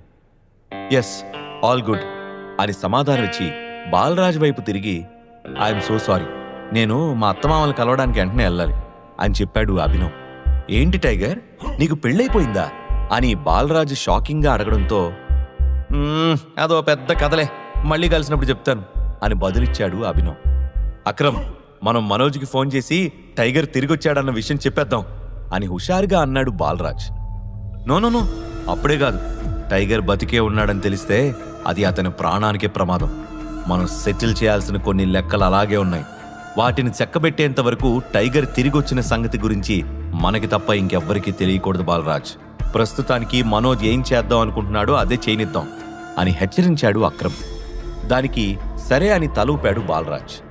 అభినవ్ వాళ్ళిద్దరికీ బాయ్ చెప్పి నేను బయలుదేరుతున్నాను అన్నట్టు చెప్పడం మర్చిపోయాను, నాకు ఒక కొత్త జాబ్ కావాలి అని అక్రమ్కి గుర్తు చేశాడు. ఇంతే కదా, చిటికలో పని, నువ్వు దాని గురించి వరి అవ్వాల్సిన అవసరం లేదు టైగర్ బేటా. నేను నా సెక్రటరీకి చెప్తాను, నువ్వు రేపు ఆఫీస్కి వెళ్ళి ఆమెను కలువు అని సలహా ఇచ్చాడు అక్రమ్. అభినవ్ వాళ్ళిద్దరికీ షేక్ హ్యాండ్ ఇచ్చి బయటకొచ్చి ఆటో బుక్ చేసుకున్నాడు. సరిగ్గా ఆటోలో కూర్చుంటున్నప్పుడు అక్రమ్ పరిగెత్తుకుంటూ వచ్చి చిన్న బ్యాగ్ ఇచ్చాడు. దానివైపు అక్రమ్ వైపు అయోమయంగా చూసి ఏంటిది అని అడిగాడు అభినవ్. నువ్వు మొదటిసారి మీ అత్తమామల్ని కలవడానికి వెళ్తున్నావు కదా, ఇది మన హోటల్లో దొరికే ప్రీమియం క్వాలిటీ కాస్ట్లీ వైన్, వాళ్ళకి గిఫ్ట్గా ఇవ్వు, హ్యాపీగా ఫీల్ అవుతారు అని చెప్పాడు అక్రమ్. అభినవ్ చిన్నగా నవ్వి థ్యాంక్ యూ, మీరు నా కోసం చాలా చేస్తున్నారు అని కృతజ్ఞతతో చెప్పాడు. నువ్వు తిరిగొచ్చి మా ఆశల్ని బతికించినందుకు మేమే నీకు థ్యాంక్స్ చెప్పాలి బేటా అని చెప్పాడు అక్రమ్. అక్రమ్ మాటలు విన్నాక అభినవ్కి చాలా ఎమోషనల్గా అనిపించింది. ఇక అక్కడి నుంచి అనన్య ఇంటికి ఆటోలో బయలుదేరిన అభినవ్ మనసులో ఎన్నెన్నో ఆలోచనలు వేగంగా పరుగులు తీశాయి. అనన్య పేరెంట్స్ని ఫస్ట్ టైం కలవబోతున్నాను, వాళ్ళు నన్ను చూసి ఎలా రియాక్ట్ అవుతారో ఏంటో అని అనుకుంటూ వాళ్ళ ఇంటికి చేరుకున్నాడు. హాల్లో ఉన్న సోఫాలో అనన్య పేరెంట్స్ షర్మిల, రాజీవులు కూర్చునున్నారు. చిన్న స్మైల్తో లోపలికి ఎంటర్ అయిన అభినవ్, నమస్తే ఆంటీ. నమస్తే అంకుల్, నా పేరు అభినవ్, మీకోసం ఒక చిన్న గిఫ్ట్ అంటూ విష్ చేసి వైన్ని అందించాడు. రాజీవ్ చూపు ఆ బాటిల్ పైన పడింది. అరే, ఇది చాలా ఖరీదైన వైన్ కదా షర్మిల, ఒకసారి దీన్ని చూడు, మనం జర్మనీ నుంచి తెప్పించాలనుకున్న వైన్ ఇదే కదా అంటూ దాన్ని ఆమెకిచ్చే ప్రయత్నం చేశాడు. బయట పడుతున్న వర్షం వల్ల ఆటోలో వచ్చినప్పటికీ అభినవ్ కొంచెం తడిసిపోయాడు. అందుకే అభినవ్ వైపు షర్మిల చిరాగ్గా చూస్తూ, అసలు వాడు అవతారం చూశారా, వేసుకోవడానికే సరిగ్గా బట్టలు కూడా లేవు, అలాంటి వాడు ఈ వైన్ కొనగలడా? ఖచ్చితంగా ఎక్కడో చోట దొంగతనం చేసుంటాడు. మన కూతుర్ని మాయ చేసి లోబర్చుకుందే కాకుండా మనల్ని కూడా ఇలా ఆశ పెట్టి కుక్కలాగా తిప్పుకోవాలని చూస్తున్నాడు వెధవా అంటూ ముఖం మీద కొట్టినట్టు మాట్లాడింది. ఆ మాటలకు అభినవ్ మనసు గాయపడింది. ఆంటీ, ఒక్కసారి నేను చెప్పేది వినండి, నేనెవ్వరినీ మాయ చేయలేదు, అలాగే ఎక్కడా దొంగతనం కూడా చేయలేదు అని సీరియస్గా చెప్పాడు. అనన్యకి వాళ్ల తాతయ్య అంటే చాలా ఇష్టం. అలాంటి పెద్దాయన ముందు నా బిడ్డ తలదించుకునే స్థితికి తీసుకొచ్చావు. రెడ్ హ్యాండెడ్గా మీ ఇద్దరినీ పట్టుకున్న తర్వాత కూడా బుకాయిస్తున్నావా? నా కూతురు పేరు మీదున్న ఆస్తిని లాక్కోవాలనే నువ్వు ఇదంతా చేస్తున్నావు కదా అని మాటల తూటాలు పేల్చింది షర్మిల. నిజానికి అనన్యతో కలిసి ఒకటే బెడ్ పైన పడుకున్న మాట నిజమే, కానీ ఆ రూంలోకి ఎలా వెళ్లాడో అభినవ్కి కూడా తెలీదు. ఇప్పుడు ఆ విషయం చెప్పినా వాళ్లు నమ్మరని అతనికి బాగా తెలుసు. అందుకే వాళ్లని కన్విన్స్ చేయడానికి ప్రయత్నించకుండా సైలెంట్గా ఉండడమే బెటర్ అనుకున్నాడు. అభినవ్ వైపు కోపంగా చూసిన షర్మిల మరింతగా రెచ్చిపోతూ, చెవిటోడు ముందు శంఖ ఊదినట్టు నేనిక్కడ గొంతు చించుకొని అరుస్తూ ఉంటే నువ్వు మాట్లాడవేంటి? ఈ పిచ్చిదేదో మాట్లాడుతూ ఉంటుంది, నాకెందుకని సైలెంట్గా ఉన్నావా అంటూ అభినవ్ కాలర్ పట్టుకోవడానికి ట్రై చేసింది. ఆమెను అడ్డుకున్న రాజీవ్, షర్మిల ఆగు అంటూ ఆమెను ఆపి, అభినవ్ నువ్వు కూర్చో అని సీరియస్గా అన్నాడు. షర్మిల మాత్రం అభినవ్ వైపు కోపంగా చూస్తూనే ఉంది. రాజీవ్ మాట్లాడుతూ, చూడు బాబు, అనన్యకి ఇదంతా ఎలా జరిగిందో తెలీదు, కానీ ఏదేమైనా మీ ఇద్దరి మధ్య ఉన్న రిలేషన్ అయితే మారదు అని చెప్పాడు. అనన్యను కలవకపోతే అసలు అక్రమ్తో అభినవ్కి పరిచయం ఏర్పడుండేది కాదు, తానే టైగర్ అనే నిజం బయటపడేది కాదు. కాబట్టి అనన్యను వదిలే ఉద్దేశం అభినవ్కి అస్సలు లేదు. అందుకే అనన్యతో పాటే ఉంటూ ప్రపంచం దృష్టిలో ఆమె బ్యాడ్ కాదన్నది రుజువు చెయ్యాలని డిసైడ్ అయ్యాడు అభినవ్. ఇంతకీ నువ్వేం జాబ్ చేస్తున్నావు అని ఆరా తీశాడు రాజీవ్. నేను డెలివరీ బాయ్గా పనిచేసేవాడిని అంకుల్, కానీ ఈరోజే నా జాబ్ పోయింది అని డల్గా చెప్పాడు అభినవ్. ఆ మాటలు వినగానే షర్మిల ముఖంలో రంగులు మారిపోయాయి. ఆమె కోపంగా ఇంకేదో అనబోతూ ఉంటే రాజీవ్ అడ్డుకుంటూ, మరేం పర్వాలేదు, నువ్వు తొందరగా కొత్త ఉద్యోగం వెతుక్కో. ఇంకొన్ని రోజుల్లో మీ పెళ్లికి మంచి ముహూర్తం ఉందని మా పంతులు గారు చెప్పారు. అప్పట్లోపు జాబ్ తెచ్చుకుంటే మంచిది అన్నాడు. అభినవ్ సరే అని తలవపడంతో, నీకు చెప్పాల్సింది అయిపోయింది, ఇంక నువ్వు బయలుదేరచ్చు అంది షర్మిల. అభినవ్ వెంటనే పైకి లేచి అక్కడి నుండి బయటికి నడిచాడు. చూసారా వాడి పొగరు? చేతిలో ఉద్యోగం లేదు గాని అంబానీ కొడుకులాగా బిల్డప్ కొడుతున్నాడు. వాడు ఏం ఘనకార్యం చేశాడని ఉద్యోగంలోంచి తీసేశారో ఏంటో. అసలు ఇలాంటి వాడికి ఎవరైనా జాబ్ ఎందుకు ఇస్తారు అని కోపంగా అరిచింది షర్మిల. ఆవిడ మాటలతో ఓపిక నశించిన అభినవ్ వెంటనే వెనక్కి తిరిగి, ఆంటీ చూస్తూ ఉండండి, నా కోసం జాబు వెతుక్కుంటూ వస్తుంది అని కాన్ఫిడెంట్గా చెప్పాడు. అంతసేపు సైలెంట్గా ఉన్న అభినవ్ అలా మాట్లాడేసరికి షర్మిల, రాజీవ్లు ఇద్దరూ అవాక్కయ్యారు. నాకు మంచి ఉద్యోగం వస్తే అనన్యాన్ని చేసుకోవడానికి నేను అన్ని విధాలా అర్హుణ్ణని ఒప్పుకుంటారా అని సూటిగా అడిగాడు అభినవ్. ఆ మాటలు విని రాజీవ్ కూడా షాక్ అయ్యాడు.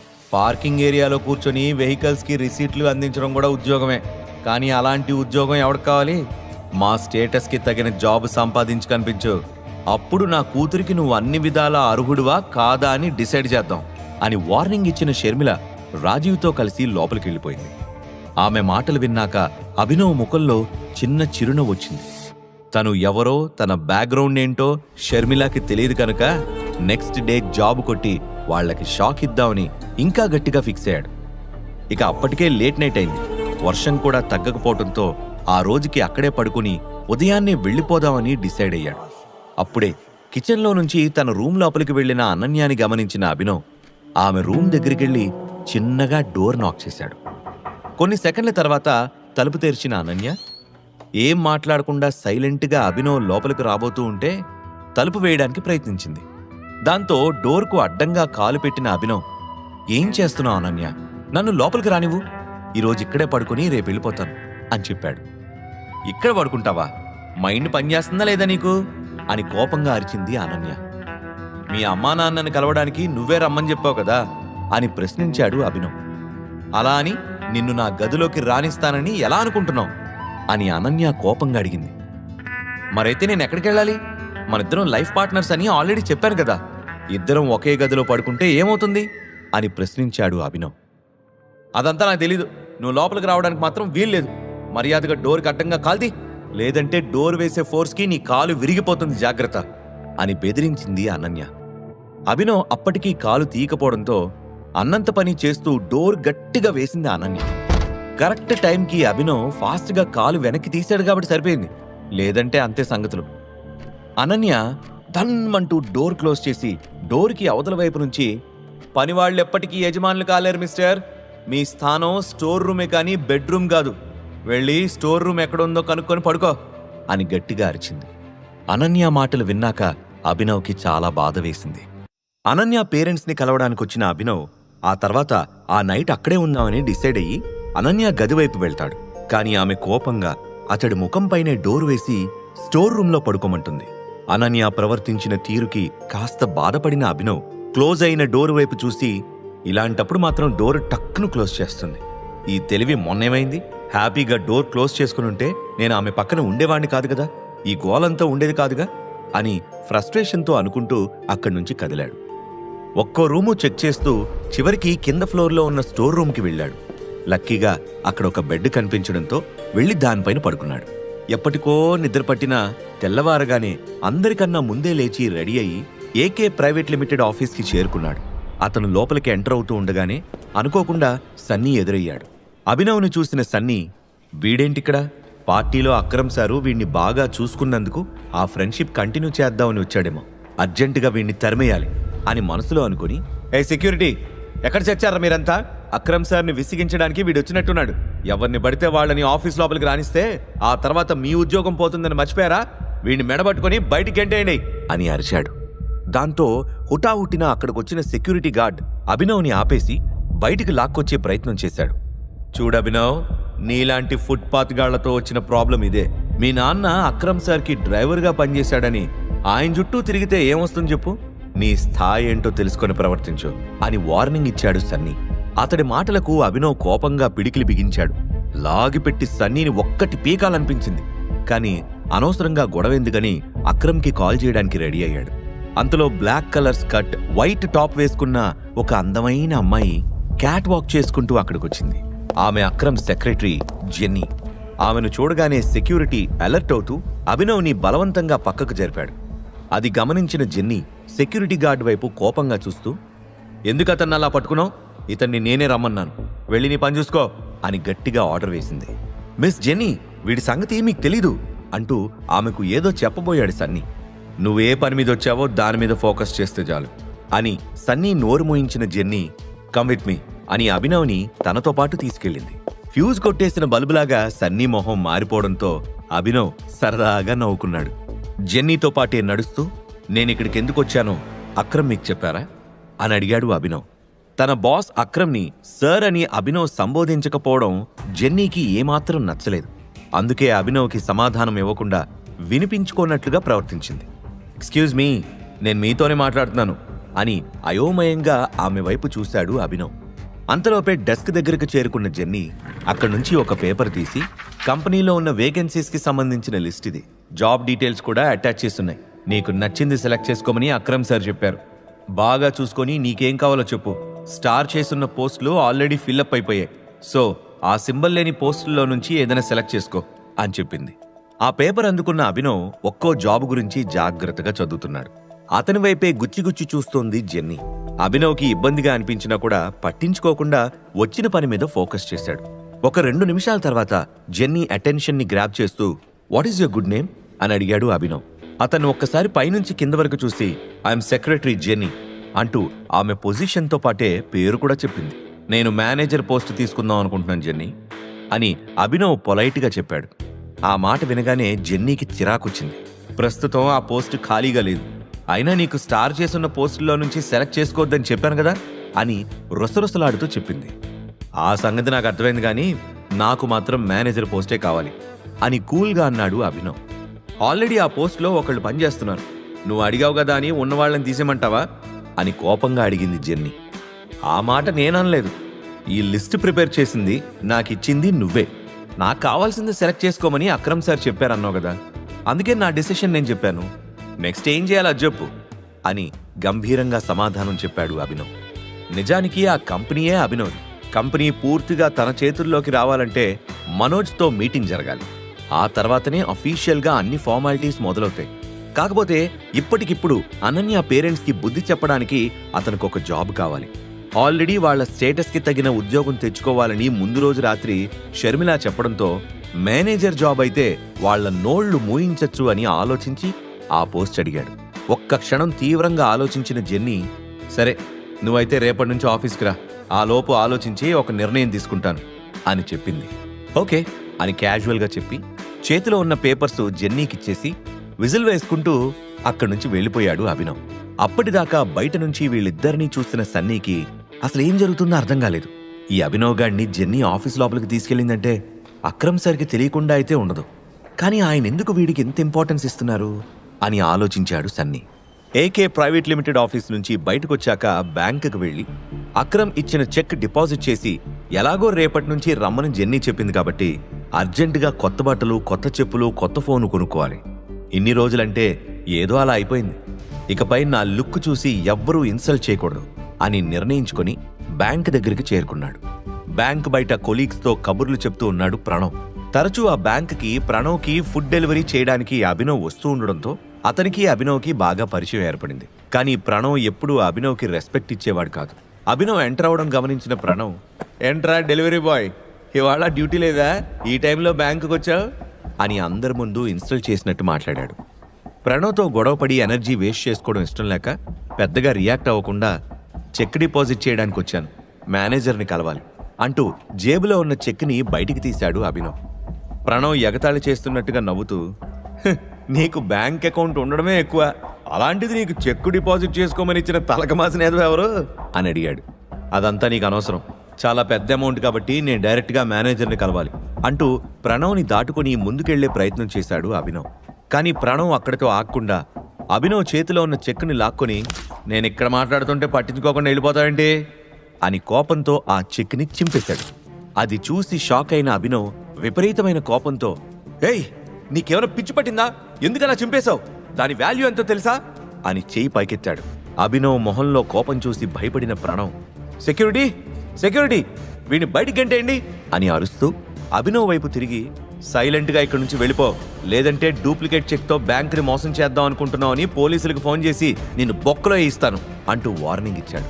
చిరిగిపోయిన చెక్కు ముక్కల్ని నేల మీద నుంచి ఏరుకుంటూ ఉండగా అతన్ని తోసేయడానికి రెడీ అయ్యారు సెక్యూరిటీ గార్డ్స్. సరిగ్గా అప్పుడే అసలు ఇక్కడ ఏం జరుగుతుందో నేను తెలుసుకోవచ్చా అని గంభీరమైన స్వరం వినిపించింది. అందరూ వెనక్కి తిరిగి చూడగానే బ్యాంక్ ఎంట్రన్స్ డోర్ వద్ద నిలబడి కనిపించాడు బల్కంపేట్ బాలరాజ్.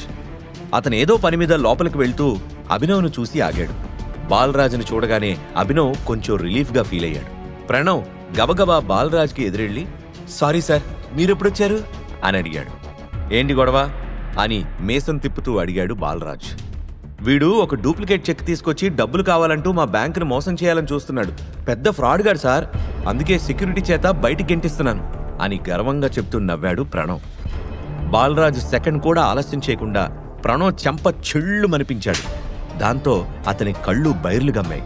ఆ తర్వాత సెక్యూరిటీ వైపు చూసి అతను వదిలేండి అంటూ ఆర్డర్ వేసి నాతోరా అని అభినవ్ చేయి పట్టుకుని మేనేజర్ గది వైపు అడుగులు వేశాడు. ప్రణవ్తో పాటు అక్కడ ఉన్న అందరూ కూడా సైలెంట్గా బాలరాజ్ వెనుకనే నడుస్తున్నారు. బాలరాజ్ తనకి ఇంపార్టెన్స్ ఇవ్వడం చూసి అందరికీ డౌట్ వస్తుందేమో అని కంగారు పడ్డాడు అభినవ్. అతని ఉద్దేశాన్ని అర్థం చేసుకున్న బాలరాజ్ వెనకే వస్తున్న ప్రణవ్ వైపు తిరిగి చూడు, ఈ కుర్రాడు నిజంగానే ఫ్రాడ్ చేద్దాం అని అనుకుని ఉండొచ్చు, కానీ మేనేజర్ని కలుస్తా అంటూ చెక్ తీసుకొచ్చాడు కదా, అందులో ఎంత అమౌంట్ ఉందో చూడకుండా చింపేశావు. ఇలా చేస్తే మీ బ్యాంక్ రెప్యుటేషనే పాడవుతుంది. ఏ డెసిషన్ అయినా మేనేజర్కి వదిలేద్దాం, అందుకే ఇతన్ని లోపలికి తీసుకెళ్తున్నాను అని చెప్పాడు. దానికి ప్రణవ్ సైలెంట్గా తల ఆడించాడు, కానీ నోరు తెరిచి మాట్లాడే సాహసం చేయలేదు. అభినవ్ని తీసుకొని మేనేజర్ రూమ్ లోపలికి వెళ్ళాడు బాలరాజ్. హఠాత్తుగా తన క్యాబిన్ డోర్ తెరుచుకోవడంతో అటువైపు చూశాడు మేనేజర్. వచ్చింది బాలరాజ్ అని తెలియడంతో వెంటనే లేచి నిలబడ్డాడు. బాలరాజ్, నువ్వెప్పుడొచ్చావు? నువ్వు వస్తున్నట్టు ఫోన్ కూడా చేయలేదు అంటూ నవ్వుతూ పలకరించాడు మేనేజర్ డీకే. ఓ చిన్న పనుండి ఇటుగా వెళ్తున్నాను, బయట మీ వాళ్ళు ఇతనితో గొడవ పెట్టుకుంటూ ఉంటే చూసి ఆగాను. ఇంతకీ ఇతనెవరో నీకు తెలుసా అంటూ అభినవ్ వైపు చూపించాడు బాలరాజ్. అభినవ్ వైపు ఒక లుక్ ఇచ్చి ఇతనా, ఎప్పుడు చూడలేదు అని చెప్పాడు. కానీ వెనువెంటనే అతని కళ్ళు అభినవ్ ఉంగరం మీద పడగానే ఆశ్చర్యపోతూ ఇతను మన టైగర్ కదా అని ఉద్వేగంతో అన్నాడు. కేవలం ఉంగరం చూసి డైరెక్ట్గా తనెవరనే విషయం బ్యాంక్ మేనేజర్ కనిపెట్టడంతో అభినవ్ షాక్ అయ్యాడు. అంతకుముందు అక్రమ్ కూడా అలాగే గుర్తుపట్టాడు. అభినవ్ వైపు చూసిన బాలరాజ్, ఇతనెవరో తెలుసా టైగర్?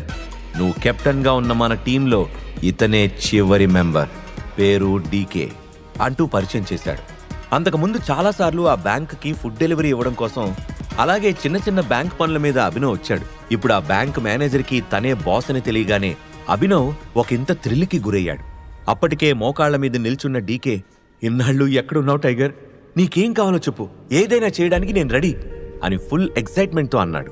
ఆ సిచ్యువేషన్ అభినవ్కి కొంచెం ఇబ్బందిగా అనిపిస్తుందని గమనించిన బాలరాజ్, ఏయ్ నువ్వు ముందు పైకి లే డీకే అంటూ అతన్ని లేపి, టైగర్ తిరిగొచ్చాడన్న విషయం నీకు నాకు అక్రమ్కి తప్ప ఇంకెవ్వరికీ తెలీదు, తెలియకూడదు. కొన్ని రోజుల పాటు అందరూ ఇతన్ని సాధారణ మనిషిలాగానే చూడాలి అని హెచ్చరించాడు. బ్యాంక్ మేనేజర్ డీకే కన్నీళ్లతో తలూపుతూ, మిమ్మల్ని చూడడం చాలా సంతోషంగా ఉంది టైగర్, ఇక మా బాధలకి భయాలకి ఫుల్ స్టాప్ పెట్టేయచ్చు. మళ్ళీ మాఫియాలో మనం ఒక న్యూ ఇన్నింగ్ స్టార్ట్ చేయగలమనే నమ్మకం వచ్చింది అని సంతోషంగా చెప్పాడు. బాలరాజ్ మాట్లాడుతూ, అన్నిటికన్నా ముందు ఇక్కడ పనిచేసే నీ ఎంప్లాయీ ఒకడికి బుద్ధి చెప్పాలి. నా చెంపదెబ్బ వాడికి ఆల్రెడీ రుచి చూపించానుకో అంటూ బ్యాంకు బయట జరిగిందంతా వివరించాడు. ఇదిలా ఉంటే మరోవైపు ఒక కాస్ట్లీ విల్లాలో స్విమ్మింగ్ పూల్లో కాళ్ళు పెట్టుకుని కూర్చున్నాడు ఒక వ్యక్తి.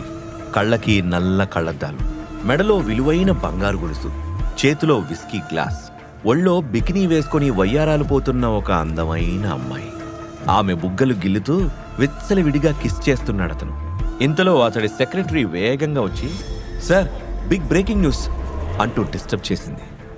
ఏయ్ నీకెన్నిసార్లు చెప్పాలి, లైఫ్ అండ్ డెత్ ప్రాబ్లం అయితే తప్ప నేను ప్రైవేట్గా ఉన్నప్పుడు డిస్టర్బ్ చేయొద్దని అని విసుక్కున్నాడా మనిషి.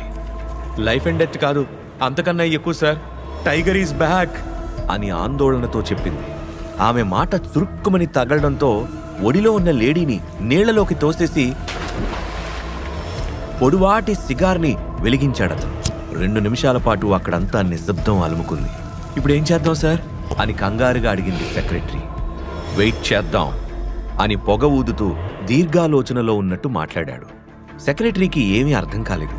వాడి ప్రతి మూమెంట్ని ఓపిగ్గా ట్రాక్ చేయండి, ఈసారి మనం కొట్టే దెబ్బ మామూలుగా ఉండకూడదు అని ఆర్డర్ వేశాడు. కాపీ దాట్ అంటూ హడావిడిగా అక్కడి నుంచి వెళ్ళిపోయింది సెక్రటరీ. అప్పటిదాకా అతనితో సరసాలాడిన ఆ అమ్మాయి టైగర్ అంటే ఎవరు డార్లింగ్ అని ఒళ్ళు తుడుచుకుంటూ అడిగింది. సమాధానం చెప్పకుండా సిగార్ నుండి గట్టిగా ఒక పఫ్ లాగి ఆమె ముఖం మీదకి వదిలాడు. ఇంతకీ ఆ వ్యక్తి ఎవరు? టైగర్ని ఎందుకు వెతుకుతున్నాడు? అభినవ్కి జరిగిన అవమానం తెలుసుకున్న మేనేజర్ డీకే ఏం చేయబోతున్నాడు? అభినవ్ అనన్యల పెళ్లి ఎప్పుడు? ఈ ప్రశ్నలకు సమాధానాలు తెలుసుకోవాలంటే నెక్స్ట్ ఎపిసోడ్ వినాల్సిందే. క్రింద ఇచ్చిన లింక్ ని క్లిక్ చేసి పాకెట్ ఎఫ్ఎం యాప్ ని ఇన్స్టాల్ చేసుకోండి. Stay tune to pocket FM.